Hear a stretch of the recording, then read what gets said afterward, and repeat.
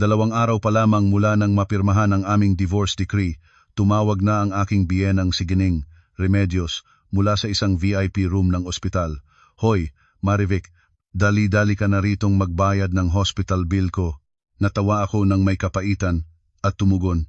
Patawad po, sino po kayo? 5 taon ang aking kabataan na inialay ko bilang manugang at pinalabas nila ako sa kanilang bahay nang walang dalang anuman kundi 2 malamig na kamay.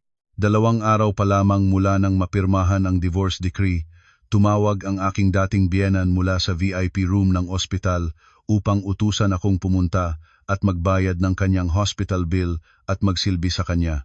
Niloko niya akong alisin ang ipon ng aking apo, ninakaw ang aking mana, at maging pinalsipiyo pa ang aking pangalan upang manghiram ng pera sa mga salarin sa utang na may mataas na interes na halos itulak ang aking anak at ako sa kamatayan. Ang aking hangal na pagtitiis ay tuluyan nang natapos. Dumating na ang panahon na personal kong aalisin ang kanyang mapagkunwaring mukha at paipilitin ang malupit na pamilyang ito na bayaran ang bawat luha na ipinatak ng aming ina't anak. Hawak-hawak ang divorce decree, naramdaman kong parang naalis ang isang napakalaking bigat mula sa aking dibdib. 5 taon ng kabataan, 7 taon, bilang manugang sa pamilya ng iba namuhay ako na parang anino, wala nang iba. Ang mga taong nagpapakasal ay nasusuportahan ng kanilang mga asawa, ngunit ang pag-aasawa ko kay Ronaldo ay nagdulot sa akin ng habambuhay na hatol na may pangalang pagtitiis. Lumabas ako sa pintuan ng Regional Trial Court ng lungsod ng Maynila, mahigpit na hawak ang maliit na kamay ng aking anak na babae na si Daisy. Kami ay umalis nang walang dala literal na 2 walang laman na kamay. Si Ronaldo, ang mahina at duwag na lalaking dati kasama ko sa higaan, nakatayo ng sunod-sunuran sa likod ng kanyang ina, hindi naglakas loob na tumingala at tingnan kami kahit isang beses. Sa loob ng 7 taon, inialay ko ang lahat ng aking lakas, pera at karangalan para sa pamilyang iyon. Nagtatrabaho ako nang walang tigil mula umaga hanggang gabi at sa bawat buwan, kapalad ko man ang kalahati ng aking suweldo sa tinatawag na family fund na pinamamahalaan ng aking biyenan na si Ginang Remedios. Hindi ako nangahas bumili ng bagong damit at hindi ko rin naabot ang mga mahal na pampaganda. Lahat iyon ay para masiguro na palagi itong may masustansyang pagkain sa hapagkainan ng pamilya ng asawa para mapunduhan ang mga biyaheng nakapagpapabata ni Ginang Remedios at para mapuna ng mga patuloy na pagkalugi sa negosyo ni Ronaldo. Ngunit sa mga mata ni Ginang Remedios, palagi akong itinuturing na isang mapagsamantalang manunuya, isang manugang na hindi marunong magpakita ng utang na loob.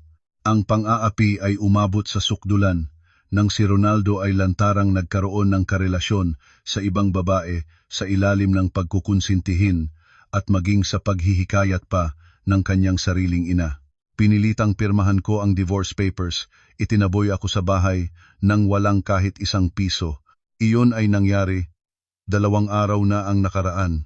Ngayon, abalang-abala akong inayos ang ilang gamit sa maliit na kwarto na naupahan ko sa isang makitid na iskinita sa Tondo. Si Daisy ay matiwasay na nakaupo at nagpipinta sa isang lumang banig sa sulok ng silid. Ang makipot na espasyo ay may amoy na lipas at pinturahan na pader, ngunit kakaiba, naramdaman ko ang isang kakaibang kapayapaan dito. Kahit paano, dito ay hindi ko na maririnig ang mga nakakasakit na salita at matatamaan ng mga titig na puno ng paghamak at pagmamaliit. Habang pinupunasan ko ang isang lumang plastik na aparador, tumunog ang aking telepono. Tumingin ako sa screen, kilala-kilala ko ang numero. Ito ang numero ni Ginang Remedios. Bigla kong pinalo ng takot ang aking puso. Sang-ayon sa lumang ugali, ang ugaling iyon ng pagkatakot tuwing maririnig ko ang boses ng aking biyenan na tumatawag, ngunit pagkatapos ng 1 segundo, huminga ako ng malalim at binalik ang aking kalmado. Hindi na ako ang kanyang manugang. Pinindot ko ang screen upang sagutin ang tawag. Bago pa man ako nakapagsalita, ang maingay at matulis na boses ni Ginang Remedios ay biglang pumasok sa aking tainga mula sa kabilang dulo. Hoy Marivic, nasan ka na? Ano ba naman ginagawa mo at hindi ka pa rito? Hindi mo ba alam na na-ospital na ako? Pumunta ka agad sa VIP room number 5 ng St.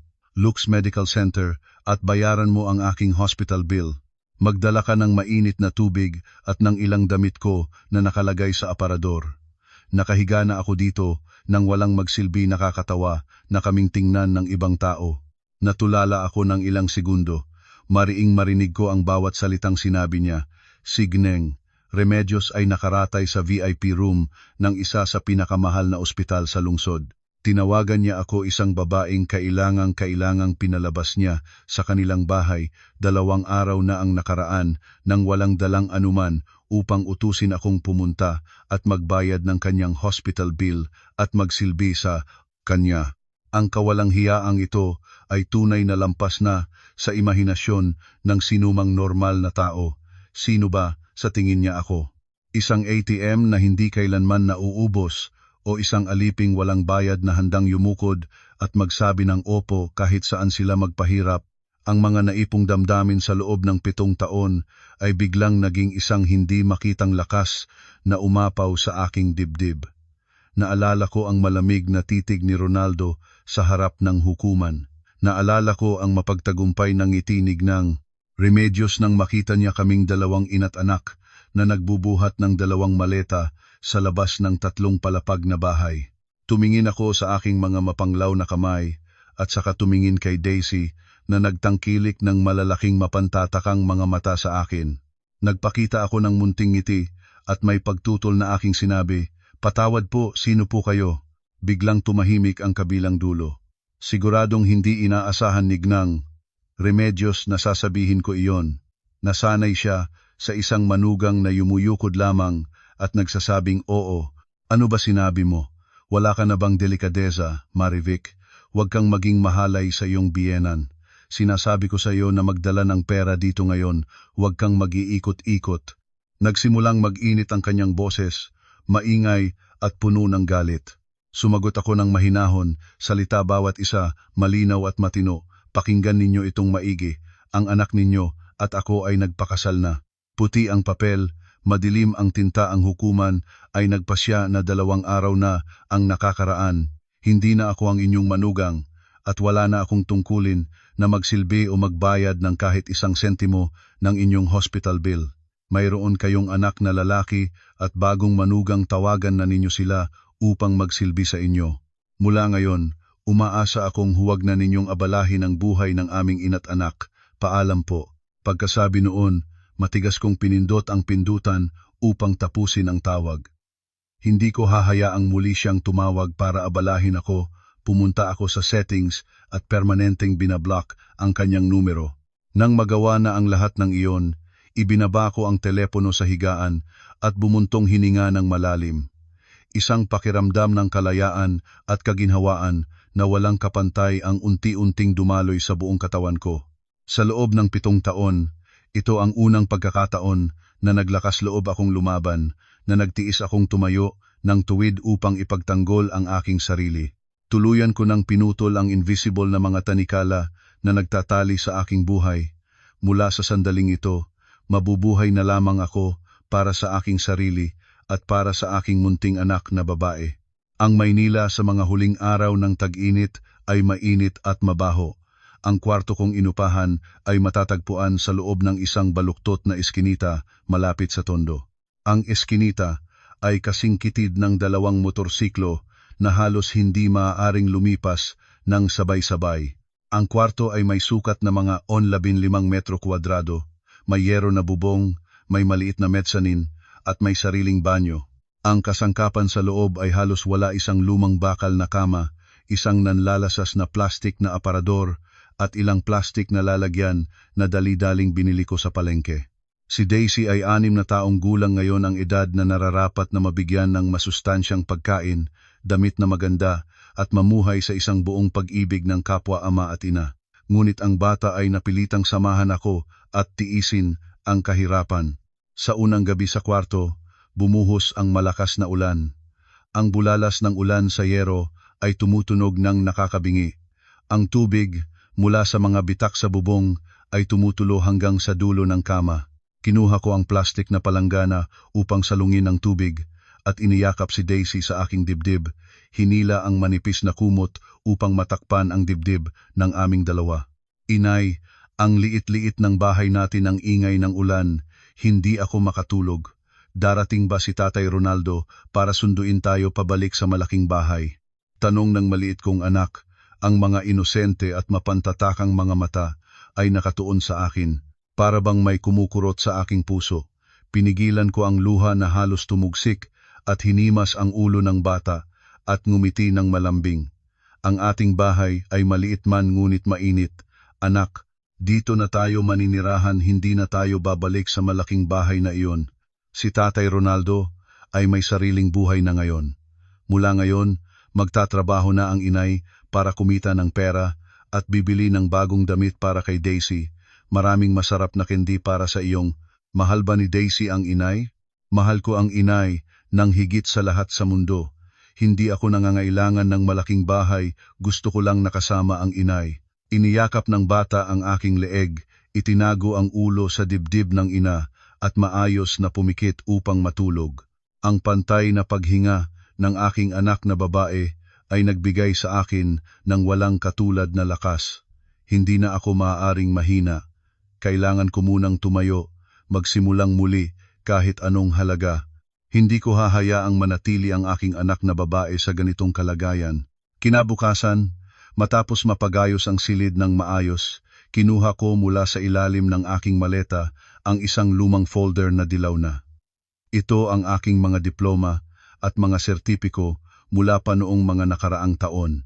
Noong una, nagtapos ako ng may mataas na karangalan sa kurso ng Public Relations sa isang kilalang universidad sa Maynila. Nagkaroon ako ng matatag na trabaho na may maayos na suweldo sa isang event management company.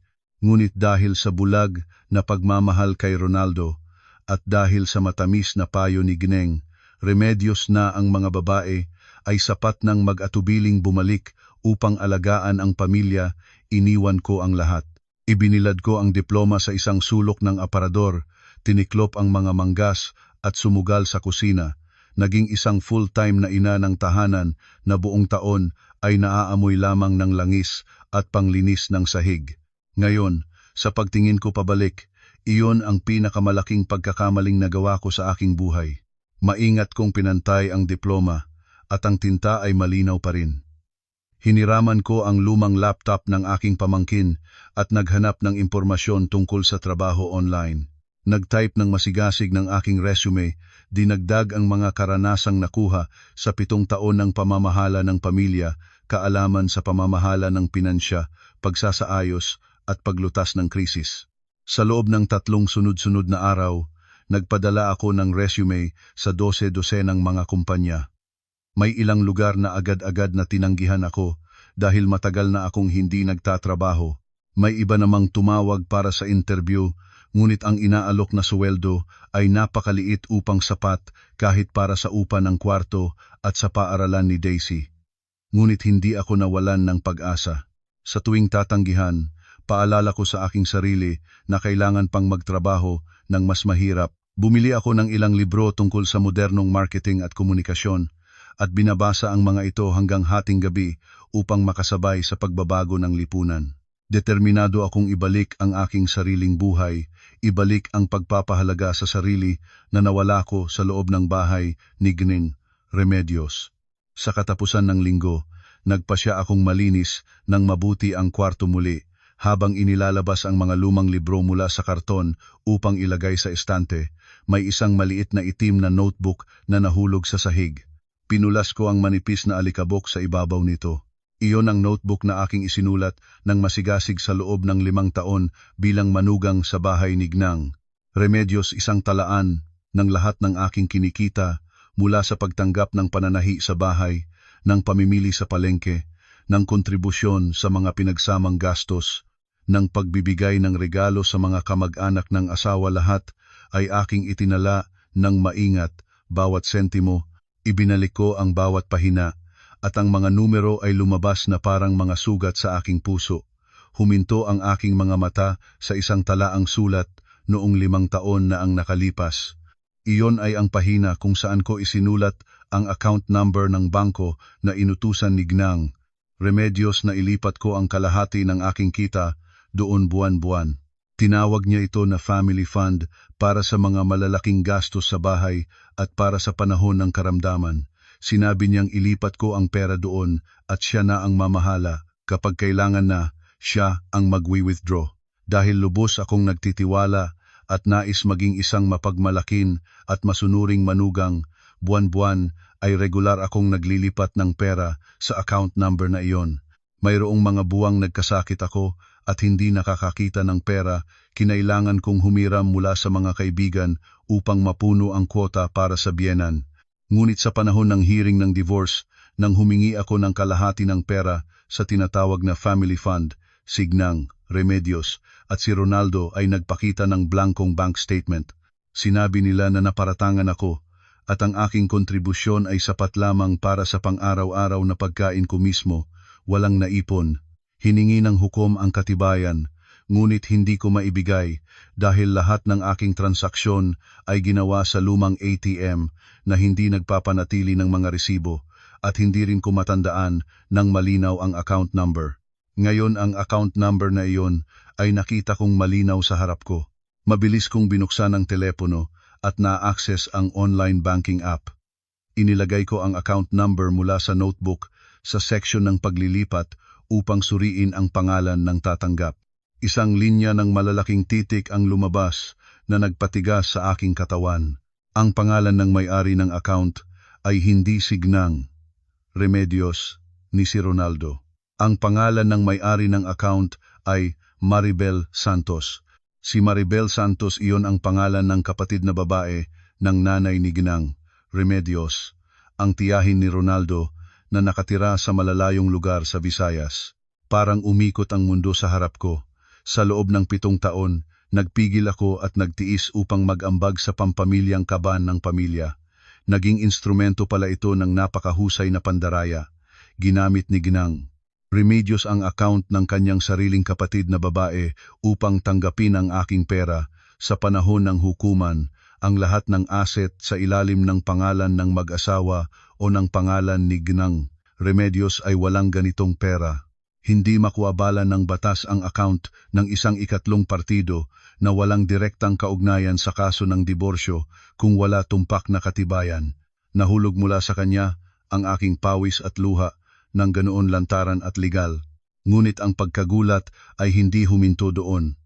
Sa pagbabaliktad ng ilang pahina pa ng notebook, nanginig ang aking kamay nang makita ang mga salitang isinulat noong ika-20 ng Oktubre sa 2021. Iyon ang araw na pumanaw ang aking inay dahil sa malubhang sakit. Bago siya pumikit magpakailanman, ibinenta ng aking inay ang isang lupain sa probinsya at hinati ito sa amin, 2 magkapatid bawat isa ay 500,000 piso bilang pangkabuhayan. Pinagbilinan ako ng aking inay nang mabuti na iingatan ko ang perang iyon para sa kinabukasan ni Daisy. Ngunit pagkatapos ng libing ng aking inay, si Gnang Remedios ay tumangis at lumuhod sa harap ko, hiniling na iligtas ang pamilya. Gumawa siya ng isang perpektong drama. Si Ronaldo ay nalinlang ng negosyante at may napakalaking utang na baka mapabilanggo. Namanhik siya sa akin na pahiramin ng 500,000 upang mabayaran ang utang ni Ronaldo. Nangako siyang kapag nabili ang isang lupain sa Bulacan, agad ibabalik sa akin. Dahil sa pagmamahal sa asawa at dahil sa kirot sa puso sa pagtingin sa luha ng biyenan, naaawa ako at dinala ko ang buong mana ng aking inay sa kanya, walang kasulatan sa pagpapahiram, walang saksi. At pagkatapos nito, si Ronaldo ay patuloy na nagpunta ng maaga at bumabalik ng hating gabi. Ang perang nagmula sa pagbebenta ng lupa sa Bulacan. Si Gnang Remedios ay tahimik na ginawang ginto at itinago sa kanyang maleta. Sa tuwing dahan-dahan kong tinatanong ang 500,000, itinatakwil niya ito at sinasabihan akong hambog at matakaw sa pera. Sa panahon ng diborsyo, itinanggi niya ng buo-buong pagkakataon. Sinabi na hindi niya kailanman natanggap kahit 1 piso mula sa aking pamilya at biniritain pa niya akong nagbigay ng pera sa ibang lalaki. Inyakap ko ang notebook Ang mga luha ng galit at pagdurusa ay bumubulwak sa aking pisngi. Ang kasamaan at kalupitan ng pamilyang iyon ay lumampas na sa hangganan ng tao. Ninakaw nila hindi lamang ang aking pawis at lakas na pinagsikapan ko, kundi pati na rin ang huling alaala na iniwan ng aking namatay na inay para sa akin. Pinalis ko ang luha at ang aking mga mata ay nagiging malamig at matibay. Inaakala ba nilang maaari nilang lunukin ng basta-basta ang perang iyon? Sapat na akong nagtiis. Nangangako ako sa kaluluwa ng aking inay. Nangangako ako para sa kinabukasan ni Daisy, ibabalik ko ang lahat ng pag-aari ko. Sa lahat ng paraan, kailangan kong alisin ang maskara ni Geng Remedios. Eksaktong 1 linggo matapos ipadala ang aking resume, nakatanggap ako ng tawag na inaanyayahang mag-interview mula sa isang malaking media company sa Ayala Avenue. Ito ang pinakamaliwanag na pag-asa sa akin sa nakaraang mga araw. Kagabi, pinlansya ko ng maayos ang aking tanging maayos na damit na pang-opisina, isang gray na slacks at blusa. Kahit medyo lumuma na kumpara sa mga bata ngayon, ito ay sapat na respetableng hitsura. Kinabukasan, ginising ang sarili ko ng madaling araw, nagprito ng itlog at sinangag para kay Daisy at inihatid siya sa nursery school. Saka lumakad ako papasok sa magulong agahan ng trapiko ng Maynila. Ang aking lumang motorsiklo ay nag-utot ng nag-utot, ngunit ang aking puso ay puno ng determinasyon. Ang gusaling opisina ng media company ay maringal na may salamin na salamin. Pumasok ako sa malaking lobby at huminga ng malalim upang maging mahinahon. Ang interview ay napakatensyon. Sa harap ko ay 3 miyembro ng Board of Directors, mga bata man ngunit mapanuring mga mata. Pinag-ukulan nila ng pansin ang 7 taong puwang sa aking trabaho. Sa halip na umiwas, bukas kong ipinaliwanag ang aking sitwasyon. Ginawa kong isang malaking aral ang mga tao ng pagiging ina ng tahanan, ang sining ng pagsasaayos, ang kasanayang makipagnegosasyon sa palengke, at ang kakayahang pamahalaan ang pondo. Nagmungkahi ako ng mga ideya sa media na malakas ang epekto sa psikolohiya ng mga kababaihang ina sa pamilya, isang segmento ng kliyente na mas malalim kong nakikilala kaysa kahit sino. Nakita ko na nagliwanag ang mga mata ng HR director. Ang interview ay natapos sa mas bukas na kapaligiran kaysa sa inaakala ko. Nangako silang magpapadala ng resulta sa loob ng 3 araw. Lumabas ako sa silid ng interview. Napakiramdam ay naalis ang malaking bato mula sa aking dibdib. Habang naglalakad ako sa koridor at tinitingnan ang mga papel sa aking bag, hindi ko napansin ang lalaking lumabas mula sa kabilang direksyon. Ang matinding banggaan ay nagpatumba ng aking mga papel sa sahig na may patong na marmol. Pasensya na ho, nag-ingat na sana ako. Mabilis akong yumuko at nagulumihanan sa pagpulot ng mga puting papel na nakakalat. Ang lalaki ay mabilis na nakiupo po at tinulungan akong pulutin ang ilang papel. Ang kanyang mga kamay ay manipis at matibay. Okay lang ate, sa susunod mag-ingat na lang po. Umalingaw-ngaw ang mainit-init na boses ng lalaki. Nang itaas niya ang mukha upang iabot ang mga papel sa akin, pareho kaming huminto. Ang aking mga mata ay nagsalubong sa kanya. Isang mukha na may mga talamak na linya, maliwanag at matalinong mga mata, at pamilyar na ngiti sa ilalim ng mataas na ilong. 10 taon na ang lumipas nang hindi nagkikita, at binago ng panahon ang kanyang mukha tungo sa kahinhinang pagkakakilala, ngunit nakilala ko siya agad. Ricky? Si Ricky ba ito na kasama ko sa klase sa Public Relations Batch 12? Nagsalita ako ng may pag-aalangan. Ang lalaki ay kunot noong tumingin sa akin ng isang sandali, at agad na nagliwanag ang kanyang mga mata nang may nagugulat na pagtataka. Marivic, ang class president ba ito? Grabe, bilog talaga ang mundo. 10 taon na bago tayo nagkita ulit. Sumigaw si Ricky, ang kanyang boses ay nagpunit ng kasayahan sa muling pagtatagpo. Si Ricky ang aking dating kaklaseng lalaki sa kolehiyo. Magkasama kaming naging masusing kaibigan, kapwa aktibo sa mga volunteer club ng aming paaralan. Matalino si Ricky, matuwid ang pagkatao, at palaging nagtatanggol ng katotohanan. Sa araw ng graduation, nagpa siyang kumuha si Ricky ng 2nd degree sa abogasiya, at ako naman ay nagtatrabaho at nagmadaling mag-asawa. Dinala tayo ng buhay sa magkaibang direksyon at nawala ang ating koneksyon. Ano ang dahilan ng iyong pagpunta rito para sa isang business meeting? Masayang tanong ni Ricky. Ang mga mata ay dumulas sa aking opisyal na damit. Kakatapos ko lang ng interview sa media company sa ika-6 palapag. Ikaw naman, ano ang ginagawa mo sa gusaling ito? Ngumiti ako, at sa loob ng aking puso ay bumangon ang isang mainit na pakiramdam ng lumang pagkakaibigan. Nagbukas ako ng law office sa ika-10 palapag. Napaka-coincidence. May oras ka ba ngayon? Imbitahan kita sa kape sa lobby. Magkuwentuhan tayo tungkol sa lumang panahon. Masigasig na alok ni Ricky. Lumingon ako sa aking relo. Medyo maaga pa at hindi pa kailangan sunduin si Daisy. Ang pagpapakita ng isang lumang kaibigan sa pinakamalungkot na sandali ng aking buhay ay parang isang life buoy sa gitna ng malamig na dagat. Pumayag ako. Bumaba kami sa kainan sa ground floor ng gusali. Ang mabangong kape ay napakamasarap. Nag-order si Ricky para sa akin ng mainit na white coffee tulad ng dating ugali ko noong estudyante pa at naghanda siya ng itim na kape para sa sarili niya. Ikwento ni Ricky sa akin ang mga taon ng paghihirap sa propesyon ng abogado, ang kanyang law office na espesyalidad sa mga kaso ng kasal, pamilya at sibiliyang hindi pagkakasundo na ngayon siya pinamumunuan. Si Ricky ay may matatag na karera, isang kilalang abogado sa kanyang larangan. Nang magtanong si Ricky tungkol sa aking buhay, ang ngiti sa aking labi ay biglang nawala. Hinalo ko ng malumanay ang aking kape, tumingin sa mga bula ng gatas na natunaw sa maitim na likido. Ang lahat ng naipong galit at paghihinagpis ay biglang umapaw. Sa harap ng pinagkakatiwalaang lumang kaibigan, hindi na ako nagtatago. Dahan-dahan kong ikwento kay Ricky ang tungkol sa 10 taon ng impyernong kasal, ang mahina at mapagkamot na asawa, ang mapanlinlang na biyenan. Ikwento ko ang pagiging itaboy kami ng mag-ina nang walang dalang anuman at ang kawalang hiyaang tawag ni Geng Remedios mula sa VIP room ng ospital. Nagsalita ako ng mahinahon, walang pag-iyak, walang pagdaing, ngunit sa loob ng bawat salita ay naroon ang sakit ng isang babaeng itinulak sa dulo. Si Ricky ay tahimik na nakikinig, ang mga kilay ay nagkikingi ng mahigpit, ang mga kamay ay mahigpit na nakahawak sa gilid ng kanyang tasa ng kape hanggang sa makikita ang mga ugat.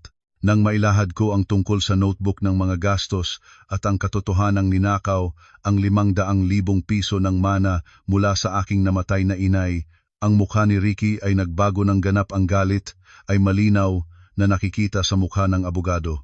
Malakas na inilagay ni Ricky ang tasa ng kape sa mesa, ang mga mata ay nagliliwanag ng mga matutulis na titig ng isang taong propesyon sa batas. Labis na ito. Hinahamak nila ang batas at niyuyurakan ang moralidad ng tao ng lantaran at walang kahihiyan. Marivic, hindi mo maaaring hayaang mapunta rito ang lahat. Ang paggamit ni Gnang Remedios ng account ng kamag-anak upang kunin ang iyong pera at lalo na ang panlilinlang upang makuha ang 500,000 piso ng mana ay may kahulugan ng estafa o pandaraya. Sa divorce case, ang pagtatago ni Ronaldo ng mga ari-arian ay seryosong paglabag din. Bumuntong hininga ako. Alam ko, Ricky, galit na galit ako, ngunit saan ko kukuha ng patunay? Nang ibigay ko ang 500,000 kay Gnang Remedios. Lubos akong nagtiwala kaya hindi ko hiniling na gumawa siya ng kasulatan ng utang. Ang mga pera na inilipat ko sa account ni Tita Maribel, sinabi ng hukuman na walang batayan para maaksyon. 2 walang laman na kamay ang mayroon ako ngayon para mag-iingat ng pera para sa upa at pagkain ni Daisy. Saan ako kukuha ng lakas at pera para lumaban sa hukuman? Si Ricky ay yumuko pasulong.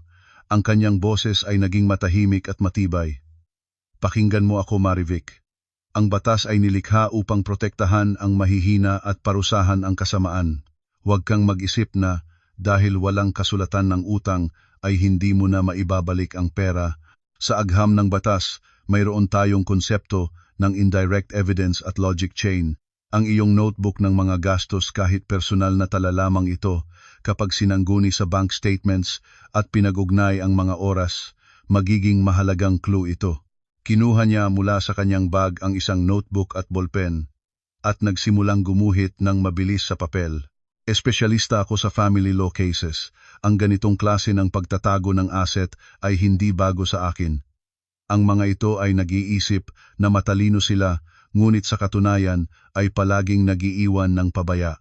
Para sa 500,000, maaari tayong mangolekta ng patunay mula sa mga kapitbahay na nadinig si Ginang Remedios na nagrereklamo tungkol sa kahirapan o humanap ng paraan upang maitala ang pagkilala ng kanyang mga salita o ng kay Ronaldo.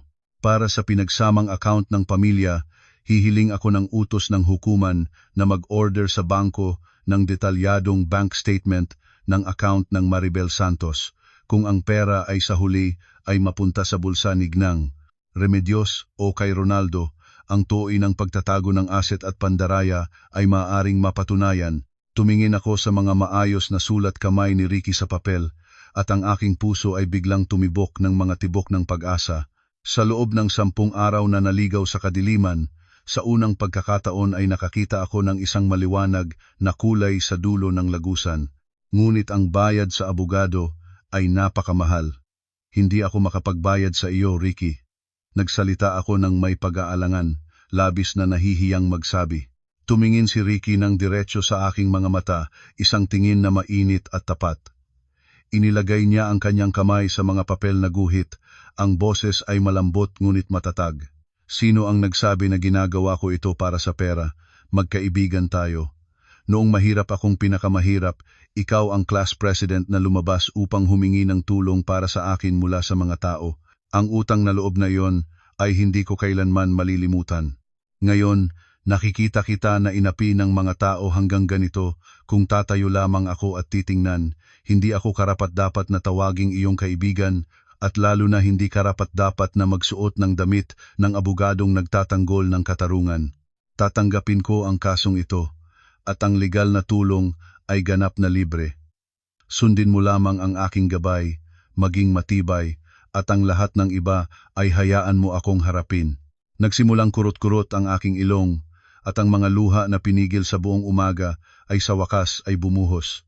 Hindi ito mga luha ng kahihiyan, kundi mga luha ng pagkaapekto at pagpapasalamat sa malaking lungsod na ito at sa masungit na mundo, ng talikuran at itulak sa patayan ng mga pinakamahal sa akin. Natagpuan ko ang proteksyon mula sa isang kaibigan na 10 taon na hindi ko nakita. Salamat, Ricky. Totoo na salamat sa iyo. Gagawin ko ang lahat basta maibalik ang katarungan para sa aming ina't anak. Pinalis ko ang luha at ang aking mga mata ay naging mas matatag kaysa noon. Ngumiti si Ricky at tumango. Binalangkas niya sa akin ang pag-iingat ng notebook sa tahimik na silid ng aking pinaupahang kwarto. Ito ay hindi na mga pahina ng papel na may mga walang kwentang numero. Ito ang katibayan ng pawis at luha, ang unang talim ng hustisya na gagamitin namin upang mapunit ang mapagkunwaring kurtina ng pamilya ni Ginang Remedios. Makalipas ang ilang araw mula nang dumating ang mapagpahiwatig na USB drive mula kay Aling Conching, ang kasambahay na matagal nang nagtatrabaho sa pamilya ni Ginang Remedios at siyang nagpadala ng mga video bilang patunay, nakatanggap ako ng tawag mula sa isang hindi kilalang numero. Isang gitnang gulang na babae ang nagsalita. Ang boses ay nagtatawid tanaw at patay-patay ng buntong hininga. Marivic, ikaw ba ito? Aling Conching ito, kasambahay ng pamilya ni Ginang Remedios. Maaari ba tayong magkita ng sandali? Nakaupo ako sa tindahang mainit sa may kanto ng Carriedo. Medyo nagulat ako ngunit agad na pumayag. Si Aling Conching ay isang babaeng probinsyana na nagtatrabaho sa pamilya ni Ginang Remedios ng 5 taon. Sa buong panahon na kasama ako bilang manugang, kami ay nag-aalalayan tulad ng kapwa. Kapag may masarap na pagkain, palagi ko siyang pinagbibigyan. Nang magkasakit siya, bumibili ako ng gamot at magluto ng lugaw para sa kanya. Sa kabaligtaran, si Gengeng Remedios ay palaging tratuhin si Aling Conching na parang alipin, sinisigawan at inuutusang walang awa. Nagmadali akong pumunta sa takdang lugar. Si Aling Conching ay nakaupo sa sulok ng tindahan. ang mukhang maitim at puspos ng pagod at takot. Nang makita niya ako, biglang tumayo, mahigpit na hinawakan ang aking dalawang kamay at lumuha. Marivic, kumusta ka na? Mukhang napakayumot mo. Marami akong kasalanan sa iyo. Maraming buwan kang inalisan at pinagsamantalahan ng ina't anak. Alam ko lahat, ngunit hindi ako naglakas loob magsalita dahil natatakot akong matanggal nignang. Remedios. Saan ko kukuha ng pambayad para ipadala sa aking mga anak para sa paaralan? Malumanay kong hinatak si Aling Conching upang umupo at nagbuhos ng mainit na baso ng tubig para sa kanya. Huwag kang magsabi ng ganyan. Nagtatrabaho ka rin at may sariling pagdurusa. Natanggap ko na ang USB na ipinadala mo. Saan mo nakuha ang mga video na iyon? Humigop si Aling Conching ng tubig, naibalik ang kalmado, at unti-unting ikinuwento ang nangyari. Ang telepono na ginagamit niya ay ang lumang telepono na itinatapon ni Ronaldo nang pumunta si Geng Remedios sa golf at spa. Pinilit niya si Aling Conching na samahan para magdala ng kanyang mga gamit. Lubos na nabigo sa pagmamataas at mga masamang salita ni Gnang Remedios, palihim na sinalinan ni Aling Conching ang lahat ng pangyayari. Nagpadala siya ng tulong mula sa pamangkin niyang estudyante sa kalapit na kwarto upang kopyahin ito sa USB at palihim na ipadala sa akin. Nagbitiw na ako sa trabaho kahapon, Marivic. Hindi na ako makapagtatrabaho doon kahit isang araw pa. Si Gnang Remedios ay salamin ng demonyo.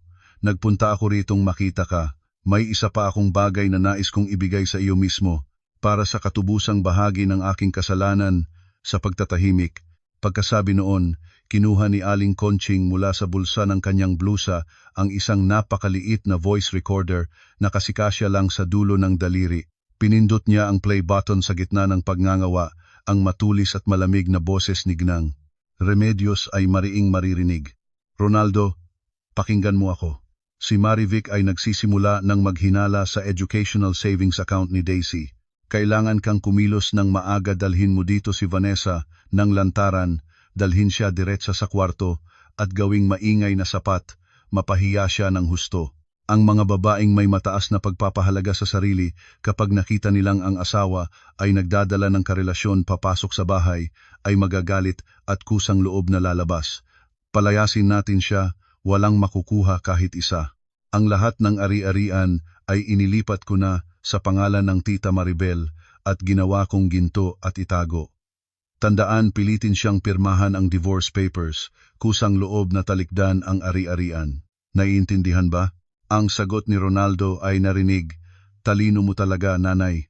Opo, bukas ay dadalhin ko si Vanessa. Sawang-sawa na rin ako sa pag-iyak na mukha ni Marivic. Nang matapos ang recording, ang espasyo sa paligid ko ay parang nagyelo. Kahit alam ko na ang kasamaan nila, nang marinig ko mismo ang mga salitang iyon, ang malamig na pagpaplano sa aking katarungan, ang aking puso ay parang sinaksak ng libu-libong karayom. Itinuring nila ako na parang laruan gamitin, tapon, at maging pinlano pa ang pagpapalala ng kahihiyan sa akin ng pinakamalupit na paraan. Mahigpit na hinawakan ni Aling Conching ang aking kamay, ang boses ay nanginig. Noong araw na iyon, nag-aayos ako sa sala, at ang recorder na ito ay nahulog sa ilalim ng upuan na siguradong nakalimutan ni Ronaldo. Aksidente ko itong napulot at pinatugtog. Nanlupaypay ang aking mga kamay at paa. Kunin mo ito at ibigay sa hukuman, sa pulis. Kailangan mong alisin ang maskara ng demonyo na iyon. May mata ang langit, walang makakatawid sa parusa nito. Inilagay ko ng maingat ang voice recorder sa aking bag at iniyakap si Aling Conching. Ang babae na probinsyana, may maruming kamay at paa mula sa trabaho sa bukid, ngunit may dalisay na puso. Ang kanyang pagtatapat at mahahalagang katibayan ang susi na sisira sa kabuuan ng mapagkunwaring muog ng ina't anak na si Gnang Remedios. Kinuha ko mula sa aking pitaka ang 100 piso, ang perang kamakailan ko lamang nahiram mula sa kaibigan, at pinilitang tanggapin ni Aling Conching bilang pamasahe pabalik sa probinsya. Matagal siyang tumanggi, ngunit matigas ko itong isinuot sa kanyang kamay. Nagpaalam kami sa gitna ng hangin na umihip ng malamig na hangin sa hapon. Mula ngayon, hindi na ako nag-iisa sa labanan na ito. Isang umaga, habang inihahanda ang pagpunta sa media company para marinig ang resulta ng interview, tumunog ang telepono, si Ricky. Ang kanyang boses sa telepono ay labis na nakaaalaala at seryoso. Marivic, pumunta ka agad sa aking opisina, kanselahin ang lahat ng iyong mga gawain. Natuklasan ko lang ang dalawang nakakatakot na bagay na ginawa ni Gnang, Remedios at Ronaldo sa likod mo. Ang sitwasyon ay labis na seryoso at may kinalaman sa kaligtasan mo at kay Daisy. Ang pagkagularma ay lumipat sa bawat selula ko. Agad na paikot ang aking motorsiklo at mabilis na nagtungo sa opisina ni Ricky sa Ayala Avenue. Nang itulak ang pinto ng kanyang silid at pumasok, nakita ko na si Ricky ay nagkalat ng mga papel, bank statement at legal na dokumento sa mesa. Hinila niya ang upuan para sa akin, nagbuhos ng malamig na tubig at pinilit akong inumin upang mapanatag ang sarili. Pakinggan mo ng mabuti at kailangan mong maging mahinahon. Tumingin si Ricky ng diretso sa aking mga mata, ang kalungkutan ay malinaw sa kanyang mukha. Una, kahapon ay sinuri ko ang sitwasyon ng ari-arian kaugnay kay Daisy. Ang educational savings account na nagkakahalaga ng 300,000 piso na iyong pinalago para sa bata ang magkasamang may-ari ay ikaw at si Ronaldo. Naalala mo pa ba? Iyon ay ang pera mula sa iyong pagtatrabaho tuwing gabi sa loob ng maraming taon, kasama ang birthday money ng bata. Ikaw ang pangunahing may-ari, ngunit binigyan mo si Ronaldo ng karapatan bilang magkasamang may-ari para sa kaso ng emergency. Nagsimulang tumibok ng mabilis ang aking puso. Si Ricky ay bumuntong hininga at tinaktak ang mesa. Kinuha na ni Ronaldo ang buong 300,000 piso. Nang araw na dinala niya si Vanessa sa bahay at pinilit kang magpakasal, kinumpirma ng bangko na ang pirma para sa pag-withdraw ay kay Ronaldo. Kinuha niya ang buong kinabukasan ng kanyang sariling anak na babae. Natulig ang aking mga tainga at parang bumagsak ang sahig sa ilalim ng aking mga paa. 300,000 piso iyon ang aking pawis, dugo at mga gabi na puyat sa pagtatrabaho para may magandang kinabukasan sa pag-aaral ang aking anak. Ninakaw nila ang pamana ng aking patay na ina at ngayon ay ninakaw pa nila ang pagkain at damit. Ninakaw pa ang pondo ng edukasyon ng isang 6 na taong gulang na bata. Paano naabot ng kalupitan ng tao sa ganitong kalayo? Ngunit ang huling hakbang ng kanilang pandaraya ay hindi natatapos doon. Kinuha ni Ricky mula sa drawer ang isang makapal na tumpok ng mga nakaprint na dokumento at malakas na ibinaba sa mesa. Tingnan mo ito. Ngumaga nang matanggap ko ang impormasyon mula sa Cyber Security Unit ng NBI, palihim na ginamit ni Geeng Remedios ang kanyang telepono upang kunan ng litrato ang iyong PhilSys ID. At kasabay ng paggamit ng fake na numero ng telepono, humingi siya ng pera sa pamamagitan ng maraming online lending app. Namangha akong kinuha ang tumpok ng papel dose-dosenang pahina ng mga screenshot ng mga online loan contract.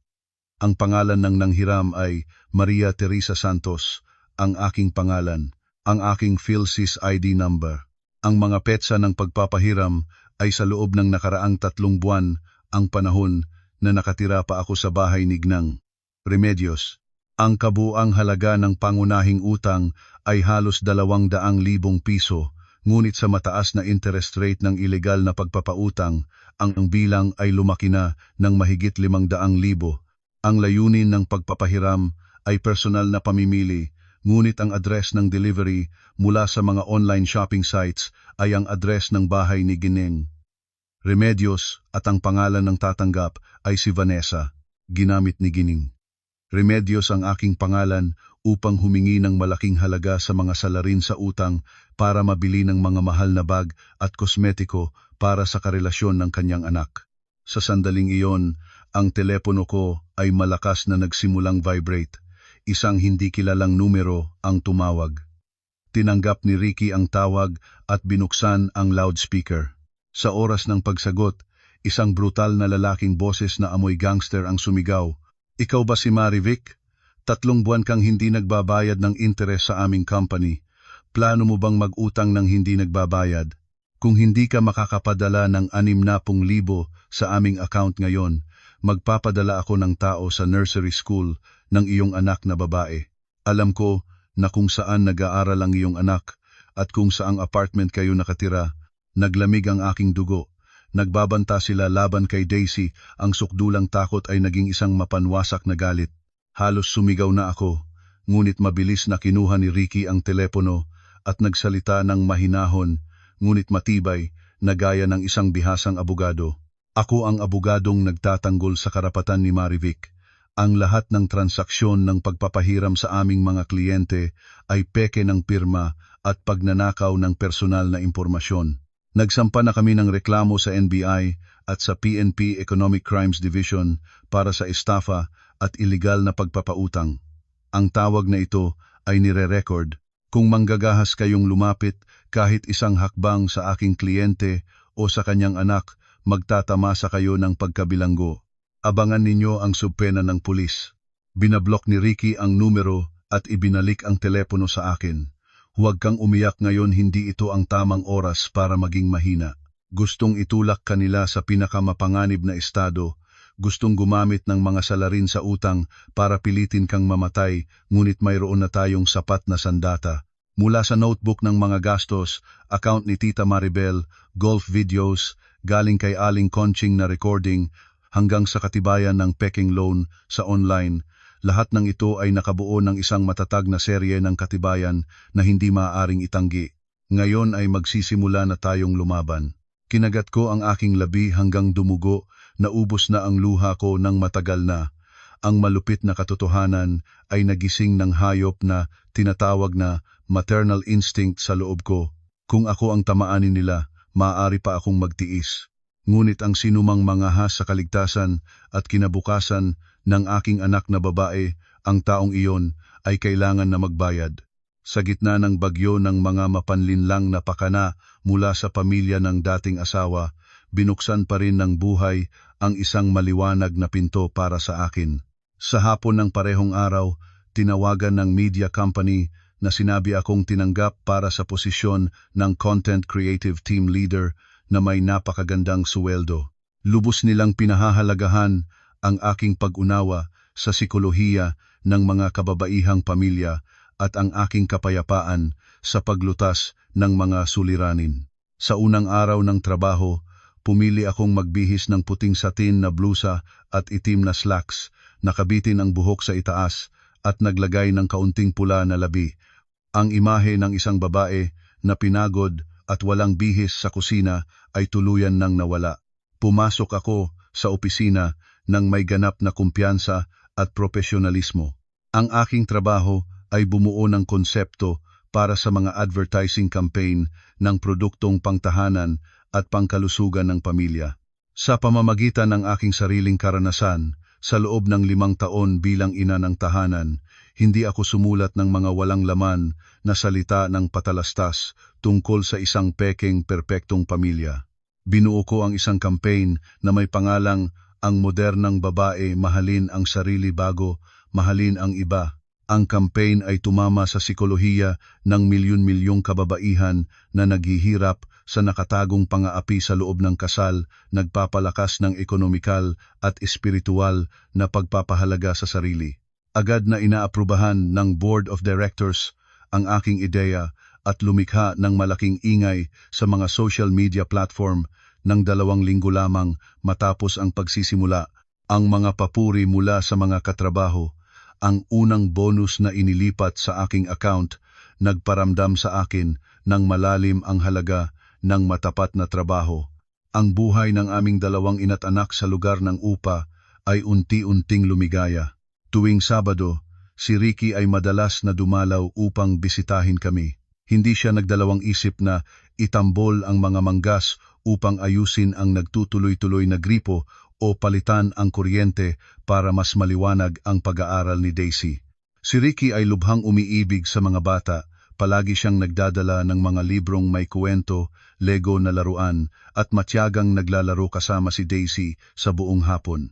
Sa pagtingin sa aking anak na babae na tawang-tawa habang nakasuporta kay Ricky, bumangon sa aking puso ang isang matamis at mainit na damdamin na matagal na akong hindi naranasan. Isang gabi matapos matulog si Daisy, inimbita ako ni Ricky sa isang maliit na bangko sa labas ng eskinita para sa hangin. Ang mga kuliglig ay umaawit ng marahan sa ilalim ng mga puno. Ang paligid ay tahimik at mapayapang kataka-taka. Kumusta na ang bagong trabaho? Parang nasa tamang daan na ang lahat. Nagbukas si Ricky. Ang mga mata ay mahinahong tumingin sa akin. Napakagaling, Ricky. Pakiramdam ko ay nabuhay muli sa ikalawang pagkakataon, nagtatrabaho, kumikita mula sa aking sariling kakayahan at iginagalang kamanghamanghang pakiramdam. Dahil sa iyong tabi, kung hindi ka narito para palakasin ang loob ko, natumba na sana ako sa mga pakana ng ina't anak ni Ging Remedios. Tapat ko siyang sinabi. Magaan nang ngumiti si Ricky, itinaas ang kanyang kamay upang iayos ang ilang kulot na buhok sa aking noo. Ang mainga at natural na kilos na iyon ay nagpagulo sa akin ng kaunti, nagsimulang mainitan ang aking mga pisngi. Napakatalino mo at napalakas. Itinatago mo lamang ito ng matagal dahil sa mga tao na hindi karapat-dapat. Marivic, lahat ng legal na proseso, mga dokumento ng kaso, utos ng pagpapahinto ng asset natapos ko na ang lahat sa mga opisyal. Ang Economic Crimes Division ng PNP ay nag-iimbestiga na rin sa illegal na online lending at sa money laundering network sa pamamagitan ng account ni Tita Maribel. Ang langit ay nagtatantiya kahit maluwag, ngunit mahirap lampasan. Huminto si Ricky, ang mga mata ay naging matarok at tiyak. Sa Sabado ng linggo-linggo ay ang selebrasyon ng ika-70 na kaarawan ni Gnang Remedios. Ayon sa impormasyong nakuha ko, naupahan niya ang pinakamalaking function room ng pinakamarangyang restaurant sa downtown. Daan-daang panauhin, mga business partner ni Ronaldo at mga may katayuang kamag-anak ang inanyayahan. Ito ang pinakamagandang sandali ng pagmamataas niya, pinakanasisiyahan sa kanyang perpektong dula. Ang oras na ito ay ang tamang panahon para ipakita ang katotohanan. Tumango ako, mahigpit na inugnayan ang aking mga kamay. Tama, gusto niyang gamitin ang handaan upang ipagmalaki ang kanyang katayuan at hayagan na ipakilala si Vanessa bilang bagong manugang na buntis ng lalaking anak niya. Nais niyang yurakan ang karangalan ng aming ina't anak upang maakyat sa tuktok ng kanyang pagmamalaki. Ngumiti si Ricky nang may ngiti ng isang taong hawak ang kalamangan. Kaya bibigyan natin siya ng isang handaang hindi nakipag-ugnayan na ako kay Aling Conching. Tutulungan tayo niyang makakuha ng wastong imbitasyon upang makapasok sa banquet hall. Naglakas loob ka bang tumayo sa harap ng daan-daang tao at personal na alisin ang kanilang maskara? Lumunok ako ng malalim sa mga mata ni Ricky. Ang naramdaman ko ay nawala ang lahat ng takot at pag-aatubili. 7 taon ng pagtitiis, niloko, ninakaw ang ari-arian, siniraan ng reputasyon, at ang kataas-taasang banta sa buhay ni Daisy mula sa mga salarin sa utang. Dumating na ang oras na ang utang na ito ay dapat bayaran ng maayos. Kaya gagawin ko. Itinayo nila ang isang entablado ng kasinungalingan. Ako ang bibuwag nito. Salamat, Ricky. Samahan mo akong dalhin ito hanggang sa katapusan.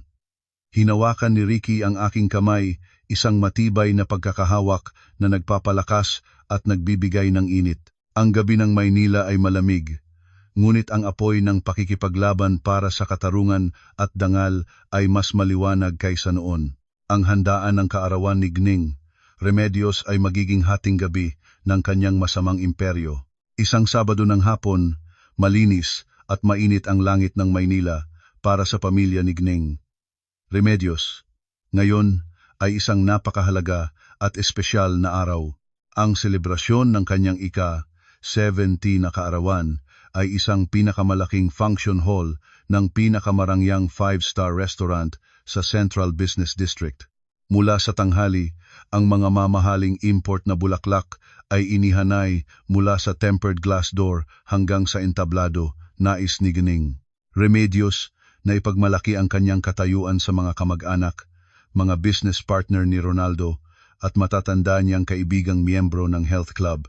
Nais din niyang samantalahin ang pagkakataon upang hayagan ipakilala si Vanessa ang karelasyong buntis ng anak ni Ronaldo bilang bagong manugang na may dignidad. Ngunit hindi naaalam ni Gnang Remedios na ilang araw na ang nakakaraan, maingat na itinago ni Aling Conching ang 2 VIP invitation card na ipinadala ni Gnang Remedios sa dalawang malalayong kamag-anak sa Visayas na hindi makakarating. Ipinadala ni Aling Conching ang mga card kasama ng USB sa akin. Sa pamamagitan ng dalawang card na may nakalimbag na pangalan ng hindi kilalang panauhin, madaling makapasok kami ni Ricky sa security checkpoint ng restaurant. Sa gabi ring iyon, nagbihis ako ng seda na itim na evening gown na may maliit na tahi, ang buhok ay naka-curl at nakabitin sa balikat, kasama ang mga high heels. Si Ricky naman ay nakasuot ng asul na buhong bespoke suit. Sa paglakad sa tabi niya, hindi na ako ang dating dukha at umaligid na ina ng tahanan isa na akong ganap na kumpiyansa at marangyang babae. Pumasok kami sa banquet hall na sumama sa agos ng dumadating na panauhin na tawang-tawa. Sa loob ng banquet hall, ang mga chandelier ay matamis na nagliliwanag sa malawak na espasyo. Ang mga mesa ay nakahalang ng puting linen, puno ng piling pagkain. Sa itaas ng entablado ay isang malaking LED screen na may mga salitang Happy 70th Birthday Aling Remedios na kulay ginto. Signang. Remedios ay nakasuot ng purpurang kambal na bestidang may mga kulay alahas, may mahabang kuwintas na perlas sa leeg, nakaupong parang reyna sa isang inukit na trono. Nakasuot ng angkop na terno si Ronaldo, nakatayo sa tabi ni Vanessa na may suot na branded na maternity dress. Masayang-masaya silang nagtatanggap ng mga makapal na sobre at walang sariling papuri mula sa mga panauhin. Sa pagtingin sa gayong tanawin, bahagya akong ngumiti ng malamig. Ang peking kayamanan ay itinayo mula sa mga maruming piso, mula sa aking pawis at luha, at mula sa pagiging walang awa na inagaw ang kinabukasan ng isang bata. Mahigpit na hinawakan ni Ricky ang aking siko at bumubulong sa aking tainga. Umupo ka sa mesa, sa sulok malayo sa kanilang paningin, at papunta ako sa technical side. Kapag nakita mong naging itim ang screen, magtiwala kang umakyat sa entablado, lahat ay handa na.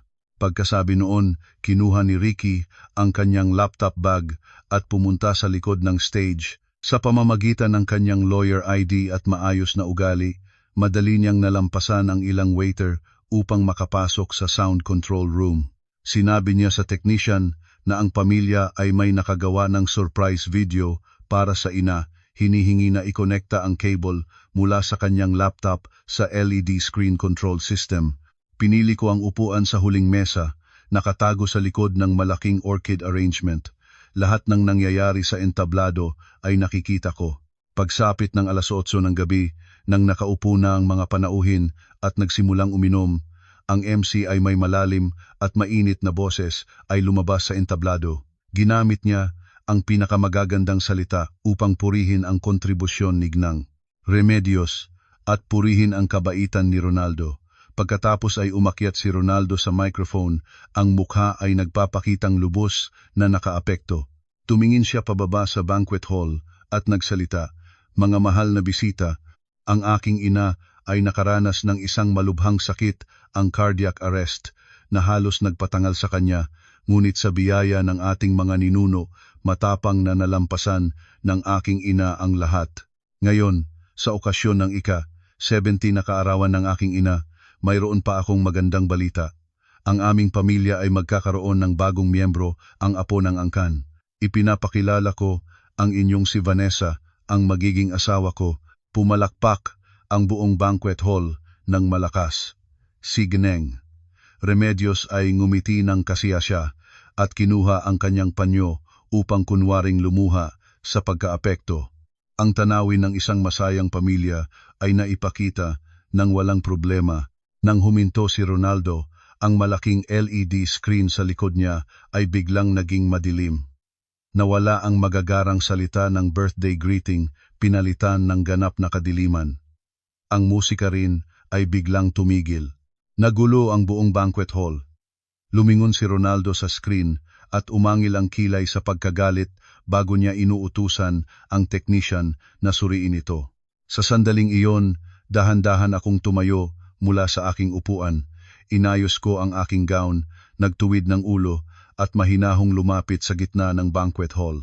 Ang mga high heels ay tumutunog sa marble floor, tapat, matatag at walang atubili. Unang nakita ako ni Gnang, Remedios. Ang ngiti sa kanyang labi ay biglang naging bato. Ang mga mata niya ay lumaki. Ang kamay na may hawak na baso ng alak ay nanginig. Si Ronaldo, na nakatayo sa entablado, ay nabuksan ang bibig, ang mukha ay kukulay puti at walang dugo. Ang aking pagpapakita sa ganap na magandang hitsura ay wala sa imahinasyon ng kahit sino sa pamilyang iyon. Nagsimula na ang oras ng parusa nila. Umakyat ako sa mga hagdan ng entablado na may pulang karpet sa harap ng nagtatakang mga mata ng daan-daang tao.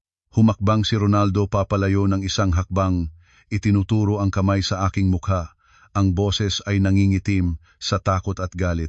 Marivic, ano ang ginagawa mo rito? Sino ang nagpayag sa iyo na pumasok? Seguridad, palabasin ninyo siya. Hindi ako sumusilip kahit isang beses kay Ronaldo. Diretso akong lumakad sa microphone stand, kinuha ang mikropono mula sa MC na nakatayo ng parang estatwa sa tabi. Humarap ako sa ibaba ng banquet hall. Ang malamig na mata ay dumaan sa bawat mukha ng mga panauhin, sa huli ay huminto sa posisyon ni Gnang. Remedios, pasensya na sa pagkagambala sa masayang sandali ng pamilya ng bawat isa sa inyo. Ang boses ko ay umalingaw-ngaw sa pamamagitan ng malakas na speaker system, malinis, matibay at walang kahit isang tuldok ng pagyanig. Binanggit ni Ronaldo ang tungkol sa malubhang sakit ng kanyang ina. Kaya naman, bilang kinatawan ng dating manugang na pinalabas sa bahay 2 linggo na ang nakaraan, mayroon akong isang maliit na regalo para sa okasyon ni Gnang, Remedios. Sa sandaling natapos ang aking salita, ang malaking LED screen sa likod ko ay biglang nagliwanag, hindi mga larawan ng masayang pamilya, kundi ang video na nagpapakita kay Gnang, Remedios na nakasuot ng puting sports outfit na masigasig na humahampas ng golf club sa berdeng lawak. Nagulumihanan ang mga panauhin. Sumunod ang video ni Gnang, Remedios na nakahiga sa isang marangyang spa, habang nagmamagaling sa kasamang babae tungkol sa plano niyang magkunwaring nagkaraon ng heart attack para mapalayas ang manugang nang walang dalang anuman. Ang bawat mapanlinlang na salita niya ay mariing pumunta sa tainga ng daan-daang panauhin, walang nalaktawan. Nagsimulang magkagulo ang banquet hall. Ang mga bulungan ay lumakas. Si Gnang, Remedios, ay biglang nagtayo. Ang mukha ay naputla at mabilis na humawak ng kamay upang sumigaw, "Patayin iyan." Sino ang nagpapalabas ng bagay na iyon? Ginayang boses ko si Marivic. Nagsisinungaling ka tungkol sa iyong dating biyenan. Ngumiti ako nang may pag-aalipusta. Ang kamay ay mahigpit na nakahawak pa rin sa mikropono. Hindi pa tapos, Gnang, Remedios. Lahat ng tao rito ay siguradong nag-iisip na ikaw ay isang halimbawang biyenan, isang mataas na babaeng babae. Ngunit ano ang katotohanan? Sa loob ng 7 taon, pinilit mo akong mag-ambag ng kalahati ng aking suweldo sa family fund, ngunit inutusan mo akong ilipat sa account ng iyong kapatid na babae na si Maribel Santos. Nang lumabas sa hukuman ng diborsyo, sinabi mong hindi ako nagambag kahit isang piso para sa pamilya. Ang screen ay agad na nagpakita ng mga bank statement na may pulang tatak, na may bilog sa paligid ng mga halagang regular kong inilipat sa account ni Tita Maribel sa loob ng 7 taon. Mas nakakasuklam pa nang pumanaw ang aking ina. Gumawa ka ng drama na malapit nang mapabilanggo ang anak mo dahil sa utang, upang malinlang mo akong ibigay ang 500,000 piso ng aking mana. Nangako kang ibabalik kapag naibenta ang lupa, ngunit sa totoo ay ginawa mong ginto ang pera at itinago sa iyong maleta at binaluktot ang lahat. Ako ay lumakas ng boses, ang bawat salita ay parang pamukpok na tumatama ng diretso sa mukha ng mga mapagkunwari. Sumulong si Ronaldo upang agawin ang mikropono ko, ngunit si Ricky ay mula sa backstage ay lumabas at ginamit ang kanyang matangkad na katawan upang harangin siya. Malamig na itulak ni Ricky si Ronaldo pabalik. Nagpatuloy akong humarap sa mga panauhin. Ang boses ay nagsimulang mangingig sa galit, ngunit biglang sumilab muli ang matinding pagkakagalit. Ngunit ang lahat ng iyon ay wala kung kumpara sa kalupitan na ginawa ni Gnang, Remedios at ni Ronaldo sa kanilang sariling dugo. 300,000 piso iyon ang nasa savings account na aking ginawa para sa kinabukasan ng pag-aaral ni Daisy. Ngunit ang isang ama na si Ronaldo sa pag-uudyok ng kanyang ina ay palihim na lumabas sa bangko at winawi ang buong halagang iyon bago ang diborsyo para gamitin ang pera para sa kanyang karelasyon. Ang screen ay nagpakita ng bank withdrawal receipt na malinaw na may pirma ni Ronaldo. Bumagabag ang buong banquet hall sa galit. Maraming matandang kamag-anak ang hindi napigilang tumayo at lantarang sumaway ng mukha ni Gnang, Remedios at Vanessa. Ang karelasyon na nakatayo sa entablado ay nahiyang takpan ang mukha at tahimik na naghanap ng paraan upang makaalis sa backstage. At ito ang huling hakbang na iyong ginawa laban sa akin, tama ba, Gnang? Remedios, itaas ko ang makapal na folder ng mga printed na online loan contracts. Palihim mong kinunan ng litrato ang aking PhilSys ID at ginamit ang iyong peking telepono para mangutang sa maraming online lending app para bumili ng mga mahal na damit at bag para sa karelasyon ng iyong anak. Inilipat mo ang utang na may napakaraming interes sa ulo ko at pinahintulutan ang mga salarin sa utang na tumawag at magbanta na bawiin ang aking anak na babae. Hindi ka na tao pa. Ikaw ay isang demonyo na nakasuot ng mukha ng tao. Sa screen, ang daan-daang loan contracts, history ng delivery na nasa pangalan ni Vanessa, ngunit ang address ng bayad ay nasa aking ulo, lahat ay malinaw na ipinakita. Ang bawat detalye, ang lahat ng katibayan ay hayagang ipinakita sa liwanag. Ang perpektong dula ng pamilya ni Gineng. Remedios ay biglang nagiba. Kumaya si Gineng. Remedios habang niyayakap ang kanyang dibdib, natumba ng patagilid sa sahig, ngunit ngayon ay walang tumakbo upang tulungan siya. Ang mga dating nagagalang at nagpupuri ay puno na ngayon ng paghamak, pandidiri at matinding galit. Ang banquet hall ay nagkagulo na parang gumuho ang mga ingay, saway at mura ay lumabas mula sa bawat mesa ng salusalo. Ilang business partner ni Ronaldo ang nagpakita ng malaking pagkabigo, direktang tumayo at hinila ang bag papalabas, hindi nakalimutang mag-iwan ng mga mapagkunwaring salita tungkol sa moralidad ng isang corporate director. Singgeng Remedios, nakasalalay sa sahig, nang makita na walang mailigtas pa sa sitwasyon, ay muli niyang ginawa ang lumang dating gawi. Nagsimula siyang huminga ng mabilis, ang mga mata ay nagsimulang alugin, hawak ang kanyang kaliwang dibdib, at nagreklamo ng walang tigil. Diyos ko! Masakit ang puso ko, gusto niya akong patayin, ang aking dating manugang. Ronaldo, humingi ng ambulansya para sa akin, mamamatay na ako. Si Ronaldo ay nagmamadaling bumangon mula sa sulok ng entablado, nagulat na lumabas at iniyakap ang ina. Sumigaw siya sa mga nakapaligid. Pakiusap, tawagan ang ambulansya, mayroon talagang sakit ang puso ng aking ina. Marivic, ikaw ay isang malupit, nais mo bang patayin ang aking ina? Nakatayo ako sa entablado, nang nakapipi ng braso, ang malamig na mga mata ay nanonood sa murang palabas ng dalawang ina't anak. Kinuha ko ang mikropono at dahan-dahanang sinabi, Gnang, Remedios, hindi na kailangan pang magkunwari. Ang iyong medikal na record sa St. Luke's ay kinumpirma ng punong manggagamot na ganap na peke ang lahat.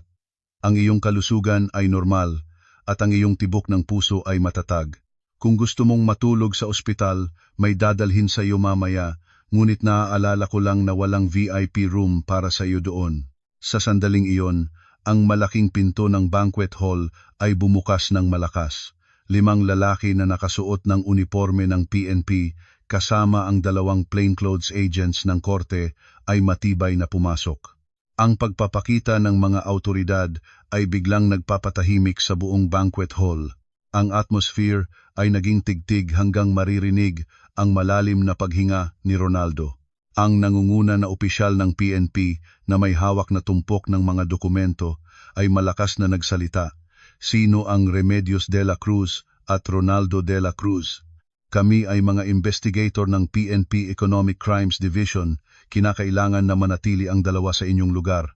Singang Remedios, na nagkukunwaring nawalan ng malay, ay biglang nagulat nang marinig ang PNP at binuksan ang mga mata at biglang umupo. Si Ronaldo naman ay puting-puti ang mukha. Ang 2 binti ay nanginig at hindi makapanatag. Nagpatuloy ang opisyal sa pagbabasa ng dokumento. Ayon sa reklamo ni Maria Teresa Santos at sa mga nakolektang katibayan, ang opisina ng investigasyon ng PNP ay nagpasya na magbukas ng kaso.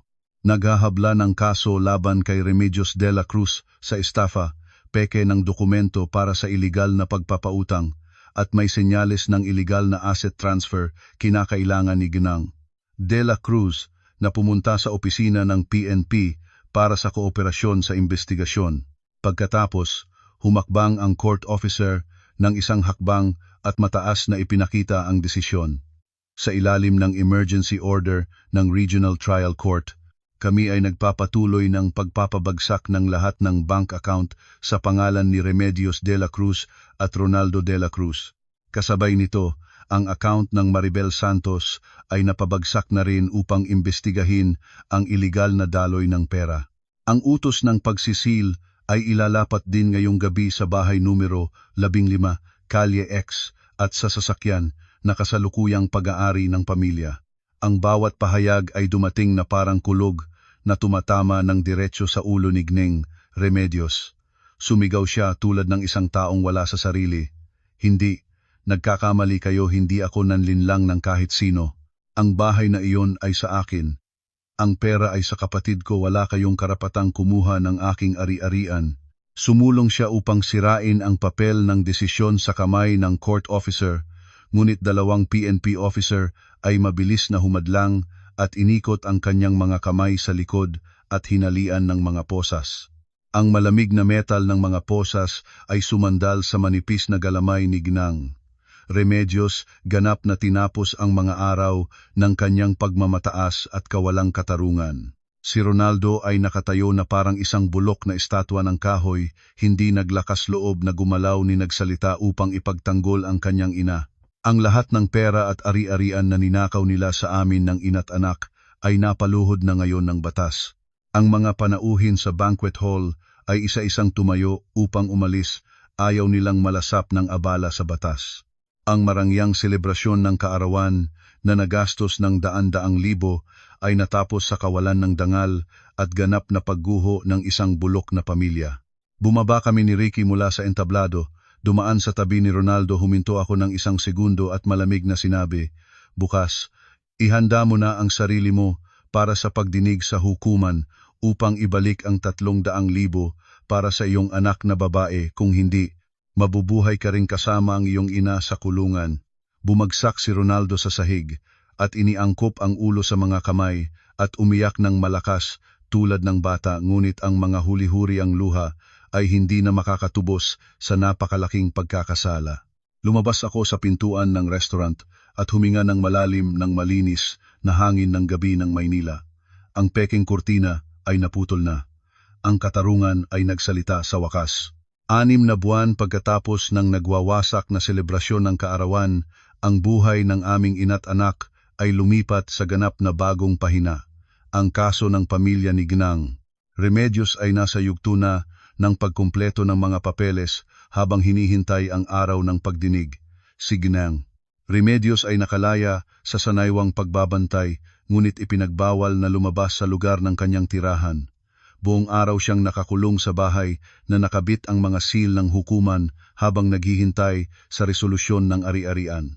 Kinailangan ni Ronaldo na ibenta ang kanyang maliit na kumpanya upang makolekta ang 300,000 piso para ibalik sa savings account ni Daisy bilang bahagi ng kanyang kahilingang mabawasan ang parusa. Narinig ko na si Vanessa ang karelasyong nagdadalang tao nang makita niyang gumuho ang pamilya ni Ronaldo at napabagsak ang ari-arian, ay agad-agad na dinampot ang mga mahal na alahas at nawala ng walang bakas.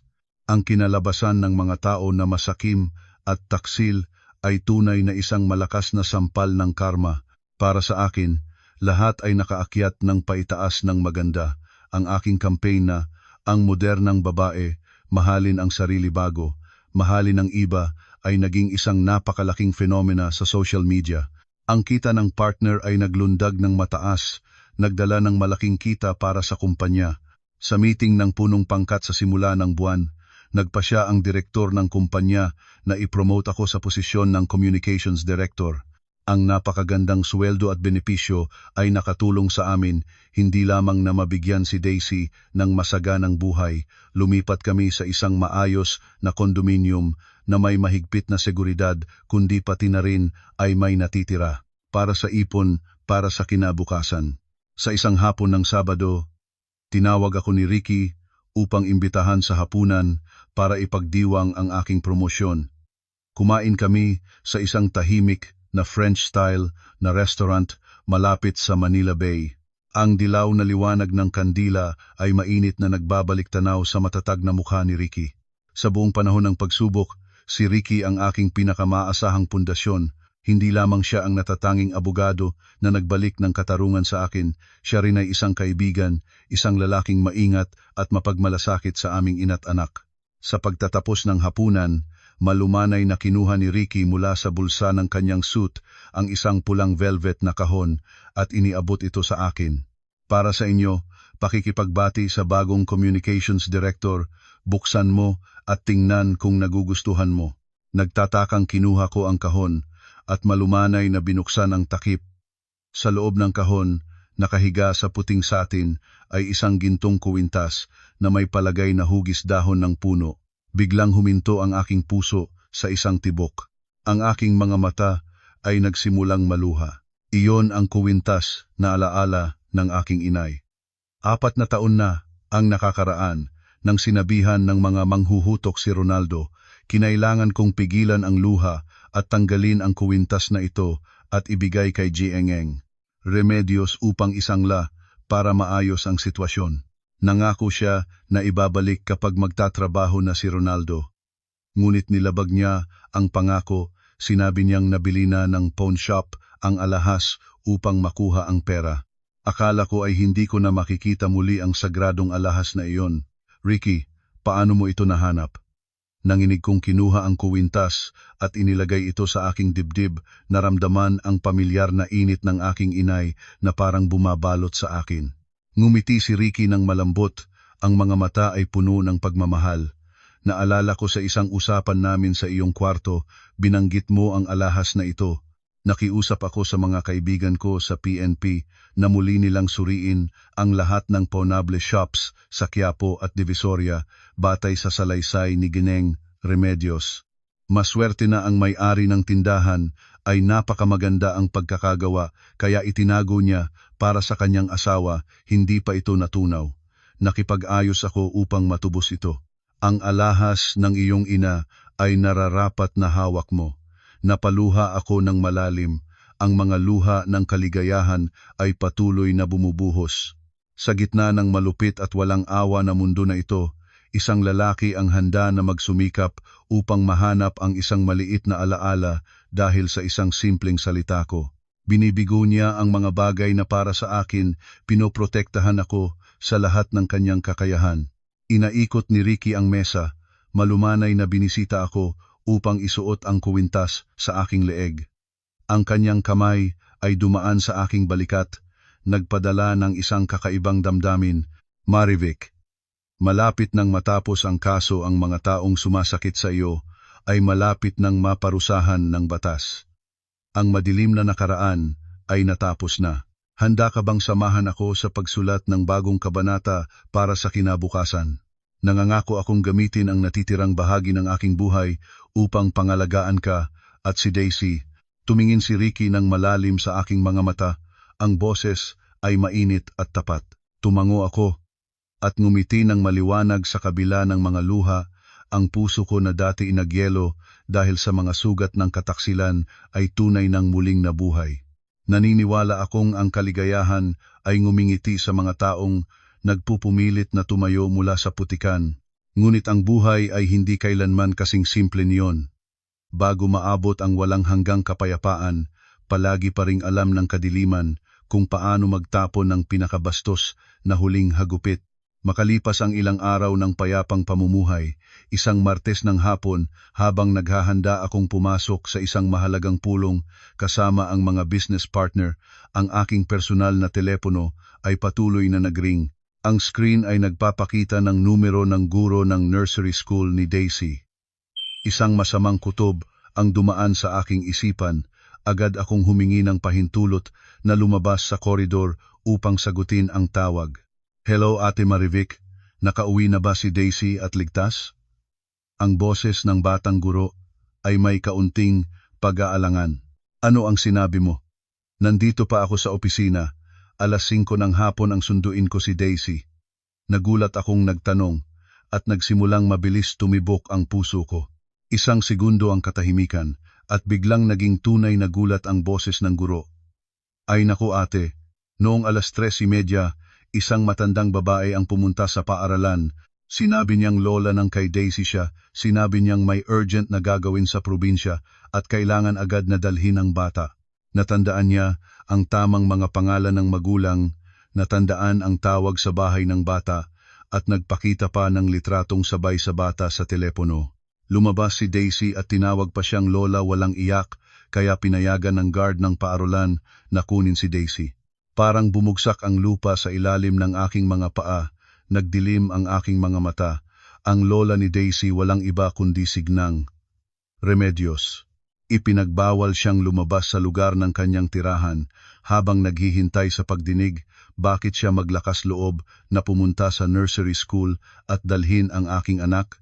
Ang naipong galit at kawalan ng pag-asa sa harap ng panganib na mapabilanggo ay nagpaliwanag ba sa kanya. Tinitingnan niya si Daisy bilang aking tanging kahinaan para gumanti sa akin. Tulad ng tanga na lumabas ng opisina, hindi man lang kinuha ang bag, kinuha lamang ang telepono. Habang tumatakbo sa elevator, pinahira ni Ricky ang telepono. Ricky, tulungan si Daisy. Dinala ni Gnang Remedios ang bata. Kakatawag lang ng guro, nagsisigaw ako sa telepono.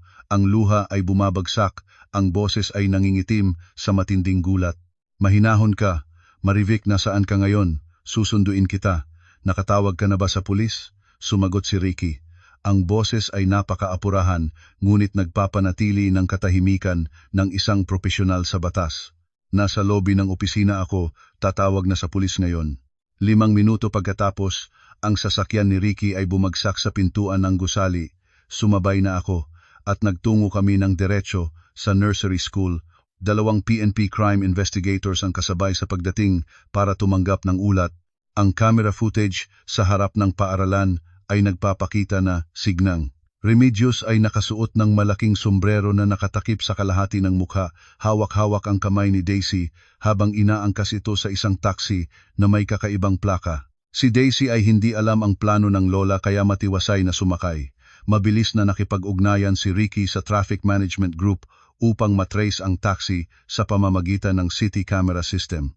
Kalahating oras na lumipas para sa akin ay parang isang siglo. Nakaupo ako nang nakabaluktot sa silid ng guwardiya ng nursery school, ang mga kamay ay nagsasangkalan ng mahigpit hanggang may dugo. Kung mangangahas Signang Remedios, nasaktan ang aking anak na babae, kahit isa lamang na buhok nangangako akong patayin ko siya ng personal. Tumunog ang telepono ng PNP investigator. Siya ay sumagot at lumingon sa amin, ang mukha ay napakatensyon. Natunton ang direksyon ng taxi. Ang driver ay nagsabi na ibinaba ang 2 babae sa isang malapit sa bundok na madilim sa Rizal. Ayon sa dating impormasyon ng investigasyon ng ari-arian, si Gnang Remedios ay nakaregister ng pangalan ng isang katrabaho sa isang abandoned na villa sa Rizal. Malaki ang posibilidad na doon itinago ang bata. Rizal, isang lugar na malayo sa lungsod. Sa sasakyan ni Ricky, napindot ang foot ng gas. Ang sasakyan ay humuni, hinabol ang malakas na ulan, at nagtungo sa maitim na bundok sa harapan. Ang siren ng PNP vehicle sa likod ay malakas na tumutunog, tinanggal ang daan para sa buhay at kamatayan na pagsalba. Ang sasakyan ni Ricky ay mabilis na pumigil, lumikha ng mahabang marka sa putik na daan. Sa harap namin ay ang kalawang na bakal na gate ng abandoned na villa na naligpit sa gitna ng kagubatan ng puno.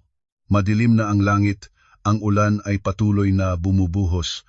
Siyam sa lahat ay madilim tulad ng tinta, ang liwanag lamang ng headlight ang nagpapakita ng mga kahon ng bahay na may matandang anyo. Sa sandaling huminto ang sasakyan, hindi ko hinintay na mag-umbrella si Ricky, itinulak ang pinto at sumugod sa malamig na ulan. Ang opisyal na damit ay nabasa at kumapit sa katawan, Ang mga high heels ay bumagsak sa putik na nagpapatumba sa akin at nasugatan ang tuhod. Ngunit hindi ko naramdaman ang anumang sakit. Itinambak ko ang nakakaistorbong sapatos at patumabo sa aking mga paa sa graba, tumakbo ng buong lakas patungo sa nakapikit na pintuan ng kahon. Dalawang sasakyan ng PNP Crime Investigators ay dumating agad pagkatapos. Ang mga opisyal ng PNP na may malinaw na ulan jacket, may hawak na espesyal na ilaw at mga kagamitan ay mabilis na nag-deploy, nakapaligid sa lahat ng labasan ng villa. Si Ricky ay tumakbo ng kapit agad, ginamit ang kanyang matikas na katawan upang pangalagaan ako mula sa mga sirang sanga na itinapon ng hangin. PNP, kinakailangan ng lahat ng tao sa loob na agad na buksan ang pintuan. Isang opisyal ng PNP ang malakas na sigaw at malakas na kumatok sa makapal na pintuan ng kahon.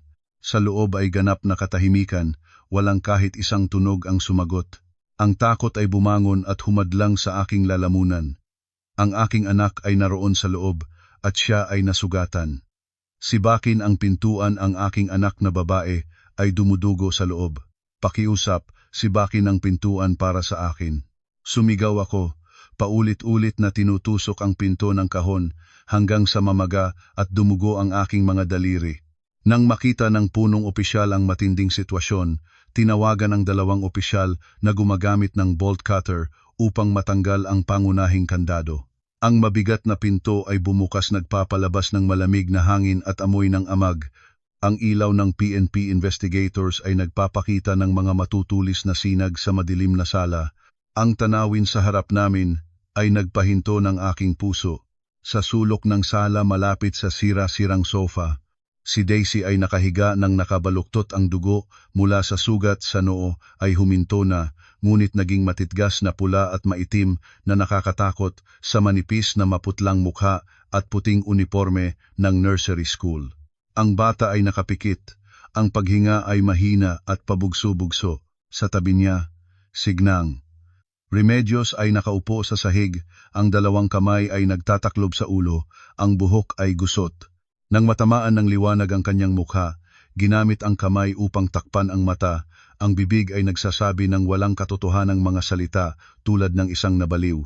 Daisy, anak ko, nandito na ang inay ni Daisy, nandito na. Sumigaw ako ng isa punong-puno ng damdamin, sumugod at iniakap ang maliit na lumamig na katawan ng aking anak.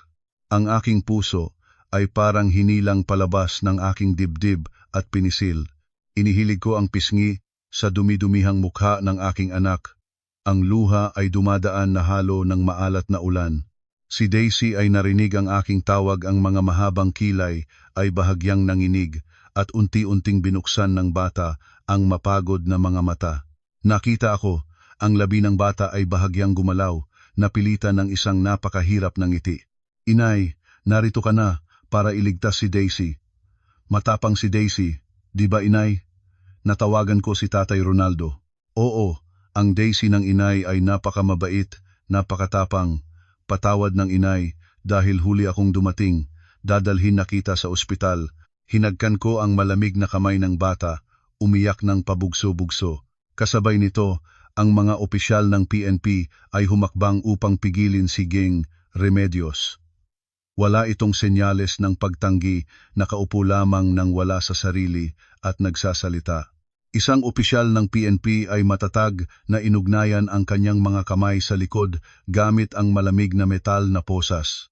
Sa sandaling inihahanda naming dalhin si Daisy sa sasakyan upang ihatid sa ospital, isang lalaking basa-basa ng putik at lupa ay mabilis na tumatakbo papasok sa bahay. Si Ronaldo iyon.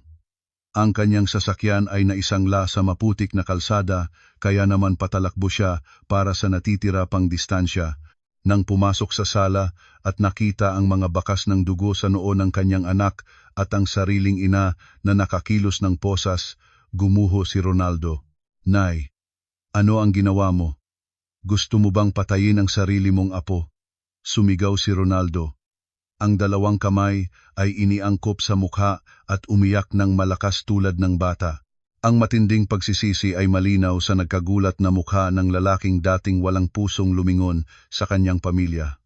Yumuko siya sa tuhod patungo sa amin, itinaas ang kamay upang haplusin si Daisy. Marivic, hayaan mo akong yakapin ang anak natin, kahit sandali. Anak ko, patawad ng tatay. Ngunit bago pa maabot ng maruming kamay niya ang gilid ng damit ng aking anak na babae, humakbang si Ricky pasulong at ginamit ang kanyang paa upang malakas na mapalis ang kamay ni Ronaldo. Ang mata ni Ricky ay parang yelo, ang boses ay puno ng pinakamataas na paghamak. Wala kang karapatang hawakan ang bata.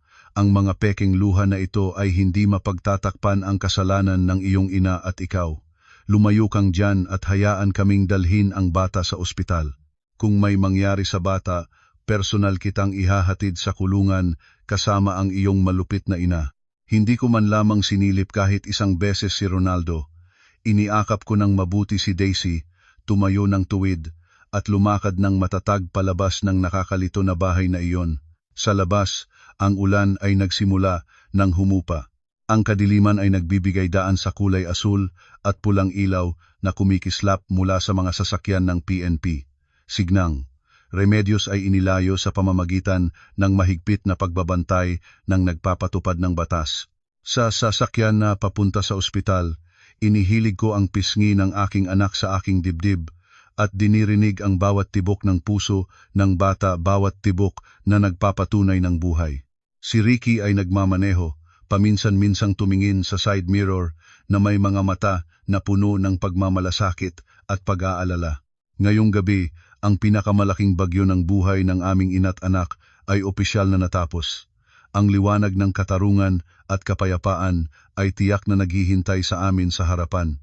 3 buwan pagkatapos ng nakakatakot na gabi sa Rizal, ang sugat sa noo ni Daisy ay gumaling na, maiwang lamang ng isang mapusyaw na peklat na nakatago sa ilalim ng buhok. Ang bata ay bumalik sa paaralan na may masayang at malikot na espiritu tulad ng dati. Para sa akin, ang pagbawi ni Daisy ang pinakamalaking pinagmulan ng lakas upang matayo ng tuwid sa mabigat na araw ng pagdinig sa korte ng kaso ng pamilya ni Gnang Remedios. Sa umaga ng pagdinig, ang Regional Trial Court ay nagbukas ng pampublikong sesyon. Ang hangin sa silid ng pagdinig ay napakatensyon at tahimik. Dumalo ako bilang biktima, nakasuot ng gray na suit para sa opisina. Ang buhok ay nakabitin sa itaas. Sa tabi ko sa hilera ng mga upuan para sa abogado ng nagtatanggol ay si Ricky. Napapanatili niya ang kanyang karaniwang maayos at kumpiyansang ugali. Sa harap niya ay isang makapal na folder ng mga record ng kaso na lubos na inihanda. Sa kabilang bahagi ng bangko, para sa mga akusado, ang ina at anak na sina Gnang Remedios at Ronaldo ay nakaupo ng nakataob ang ulo. Si Ronaldo ay lalong pumayat, may kulay-kulay na buhok at wala na ang mataas na pag-iral ng isang corporate director. Ngunit ang pinakakapansin-pansin ay ang anyo ni Gnang Remedios. Nakasuot siya ng maluwag na gray na damit, ang buhok ay gupit ng basta-basta, ang mga mata ay wala sa sarili at naglilingon sa buong silid ng pagdinig. Paminsan-minsan, nagtatawa siyang walang dahilan, ang laway ay umaagos sa sulok ng bibig at kinakailangan pang punasan ng manggas ng damit. Nang lumabas ang Board of Adjudicators para magtrabaho, agad na tumayo ang abogado ng depensa para kay Gnang Remedios at nagpresenta ng isang petisyon. Ang abogado ay nagpakita ng medical booklet at matapang na isinagawa na ang kanyang kliyente si Gnang Remedios ay nagdurusa sa senility o Alzheimer's disease sa advanced stage. Nagtatalo siya na ang lahat ng mga pagkilos ng pandaraya, pagnanakaw ng ari-arian at pagdukot ng apo ay nagmula sa kawalan ng malinaw na pag-iisip, pagkawala ng kontrol sa kognitibo at kawalan ng kapasidad sa sibiliyang asal dahil sa kakilakilabot na karamdaman. Hiningi niya sa hukuman na muling isaalang-alang ang kriminal na responsibilidad at payagan si Gnang Remedios na mapalaya mula sa pag-uusig at ipadala sa isang mandatoryong pasilidad ng paggamot. Nagkagulo ang buong silid ng pagdinig.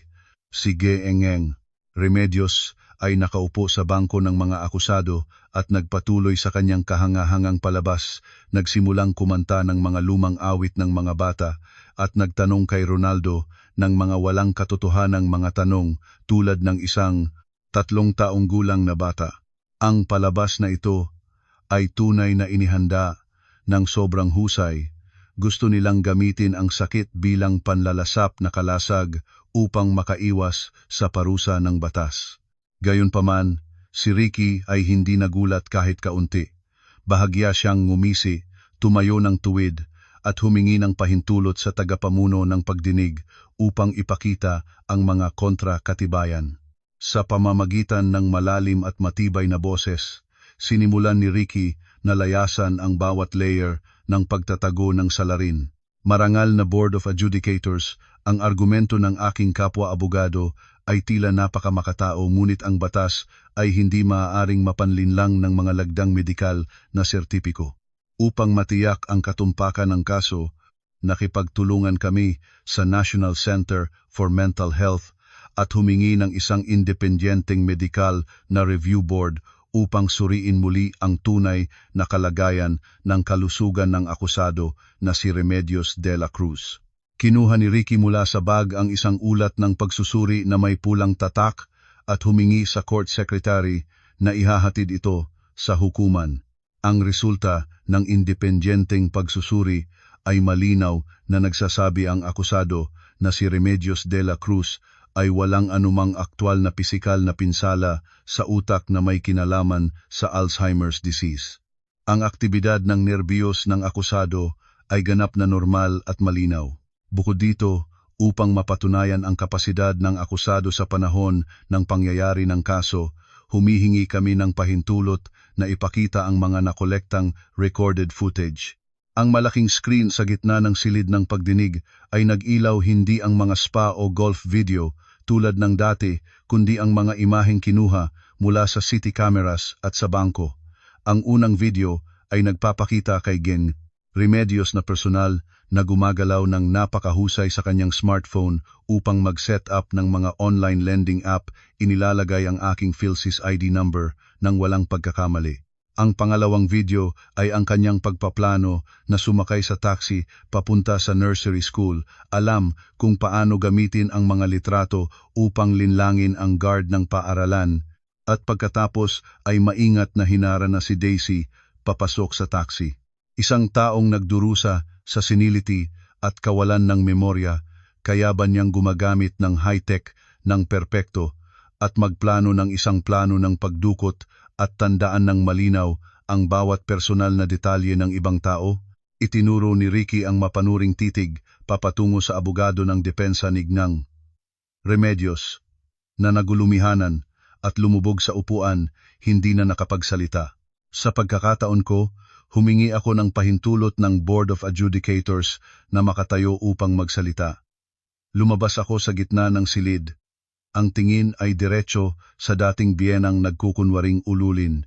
Geng Remedios, maari kang mandaya ng ilang tao sa pamamagitan ng palabas na ito ng karamdaman, ngunit hindi mo maaaring linlangin ang hukuman ng konsiyensya. Ipinagmalaki mong ikaw ay isang dedikadong ina para sa iyong mga anak, ngunit sa katunayan, ginamit mo ang iyong sariling kalusugan bilang kasangkapan upang wasakin ang aking pamilya. Ninakaw mo ang aking pinaghirapan at pinagsisikapang pera. Walang habag kang ninakaw ang maliit na ipon para sa kinabukasan ng iyong sariling apo. At pinakamalupit sa lahat, itinulak mo ang aking anak na babae, ang isang 6 na taong gulang na bata na bumaba at madugo ang ulo sa loob ng isang abandonadong bahay para lamang sa layuning pagtakot sa akin at panghingi ng pantubos. Nagtigil ako ng isang segundo, pinigil ang emosyon na umaalon sa aking dibdib. Narito ako ngayon hindi lamang upang bawiin ang ari-arian, narito ako upang bawiin ang katarungan para sa dignidad ng isang ina, upang bawiin ang kaligtasan ng aking anak na babae. Ang mga taong gumagamit ng pangalan ng pamilya upang yurakan, pagsamantalahan at saktan ang mga mahihina ay dapat matanggap ang pinakaangkop na parusa ng batas.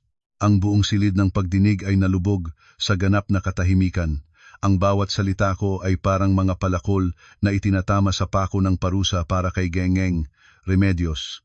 Nakaupo siya sa upuan. Ang manipis na mga balikat ay nanginig, ang palabas ng senility ay opisyal nang gumuho, walang sinuman ang makakapagligtas pa sa kanyang panloloko. Ang lahat ng mga mata sa silid ng pagdinig ay lumipat sa lalaking umuutal-utal sa tabi ni Geeng. Remedios, si Ronaldo. Dumating na ang oras na kailangang pumili siya para sa kanyang huling desisyon sa buhay. Pagkatapos ng panahon ng pagsasaalang-alang, ang Board of Adjudicators ay bumalik sa entablado. Ang buong silid ay nagtayo ng maringal habang binabasa ng hukom ang hatol ng unang antas na pagdinig ang boses ay malakas at malinaw, inihahayag ang ganap na tagumpay ng katarungan.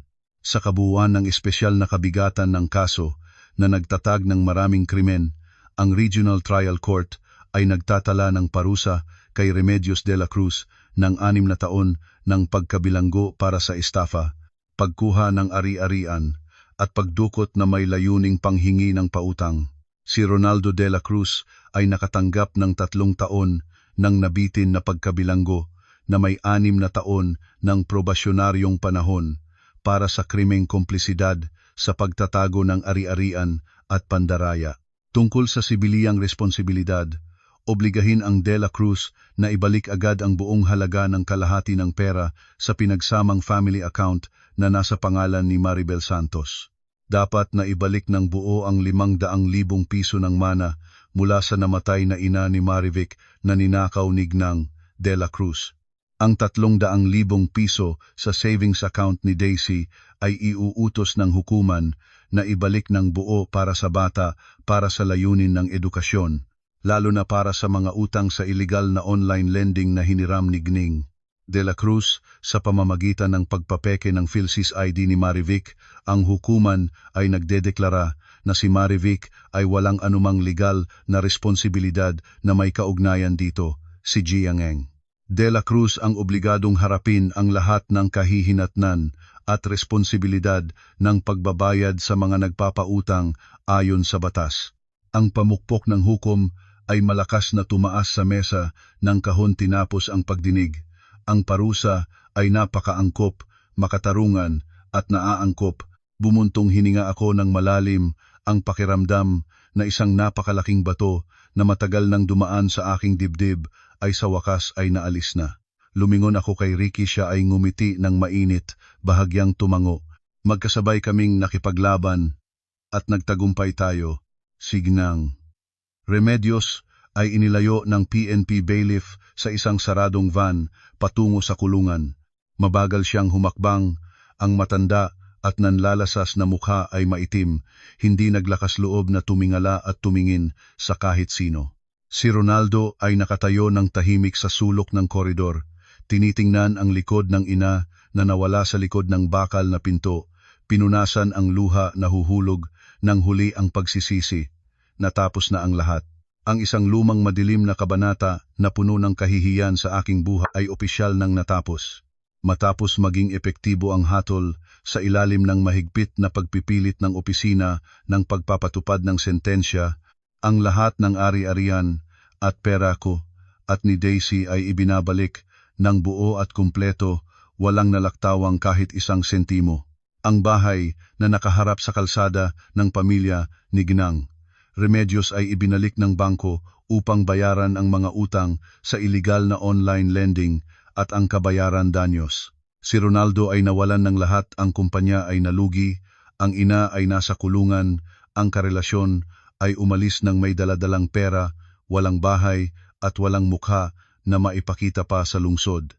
Nag-file si Ronaldo ng pahintulot mula sa opisina ng probasyong pamamahala upang ilipat ang kanyang tirahan sa probinsya sa isang bundok sa Luzon.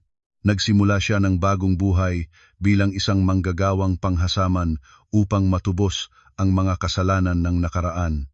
Bago umalis sa Maynila, si Ronaldo ay naghintay sa lobby ng aming kondominium para lamang makita ang mukha ni Daisy ng sandali.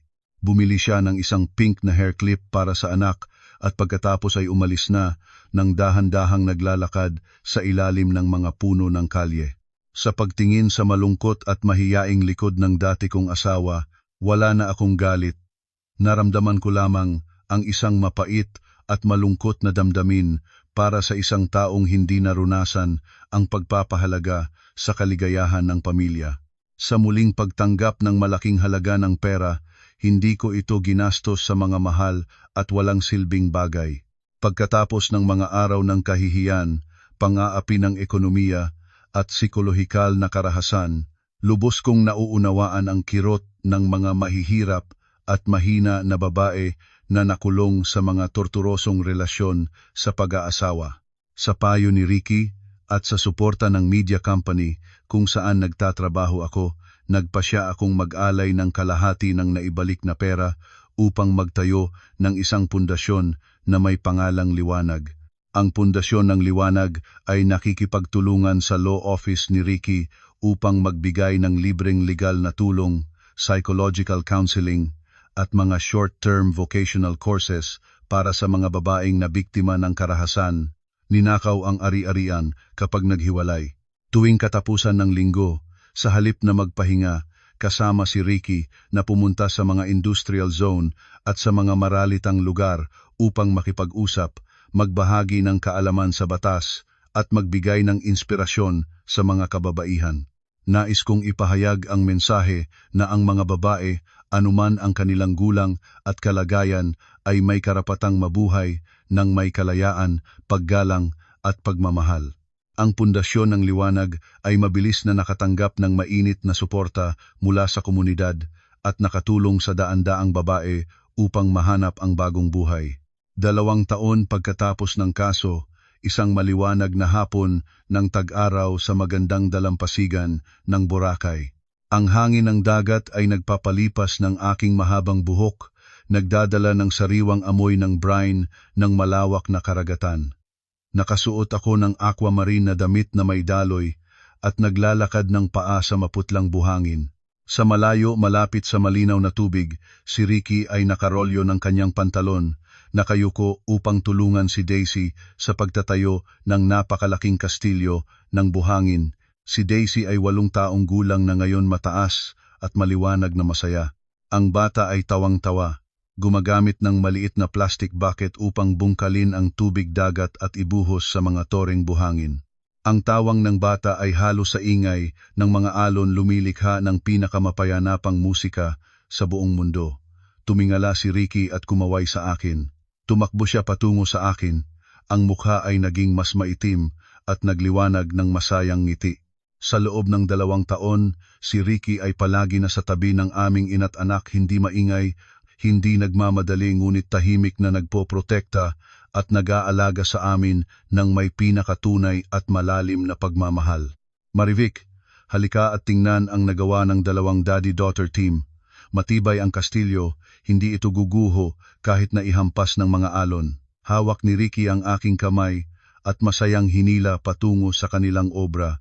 Ang salitang daddy na lumabas ng natural sa bibig ni Ricky ay nagpabilis ng tibok ng aking puso. Si Daisy ay tumakbo at niyakap si Ricky sa bewang at nagdabog ng palayaw. Ikaw ang pinakamatalinong daddy, Ricky. Ang kastilyang ito ay bahay ng 3 nating lahat, Inay Marivic. Gusto mo ba, Inay? Tumingin ako sa aking anak at pagkatapos ay tumingin ng malalim sa mga kayumangging mainit na mata ng lalaki sa harap ko. Ang gintong kuwintas na hugis dahon sa aking leeg ay kumikislap sa ilalim ng liwanag ng paglubog ng araw. Lahat ng mga bagyo ng nakaraan ay matagal nang tinanggal ng mga alon ng dagat. Sa harap ko ngayon ay isang tunay na palasyo ng kaligayahan, itinayo ng tiwala, paggalang at pagmamahal na walang kagustuhang makakuha ng kapalit. Gusto ng inay ng sobra. Ito ang pinakamagandang bahay na nakita ng inay. Ngumiti ako, mahigpit na hinawakan ng mapanglaw, ngunit mainit na kamay ni Ricky. Ang araw ay dahan-dahang lumubog sa abot tanaw, nagkalat ng milyon-milyong ginto at pula sa malawak na dagat. Ang 3 ay nakabitin sa buhangin, nakalin sa isa't isa, magkasamang tumingin patungo sa maliwanag na liwanag ng hinaharap. Ang buhay ng isang babae ay minsan ay kailangan pang dumaan sa mga abo ng pagguho bago mahanap ang tunay na apoy na nagpapainit ng kaluluwa. At sa wakas, nahanap ko na ang pinakamagandang tagsibol ng aking buhay. Maraming salamat sa inyong panonood hanggang sa katapusan. Kung nahanap ninyo ang nilalaman na kawili-wili, mangyaring i-like at mag-subscribe sa channel upang hindi mapalalagpas ang pinakabagong mga video. Ang inyong suporta ang nagbibigay sa amin ng inspirasyon upang magpatuloy ng aming gawain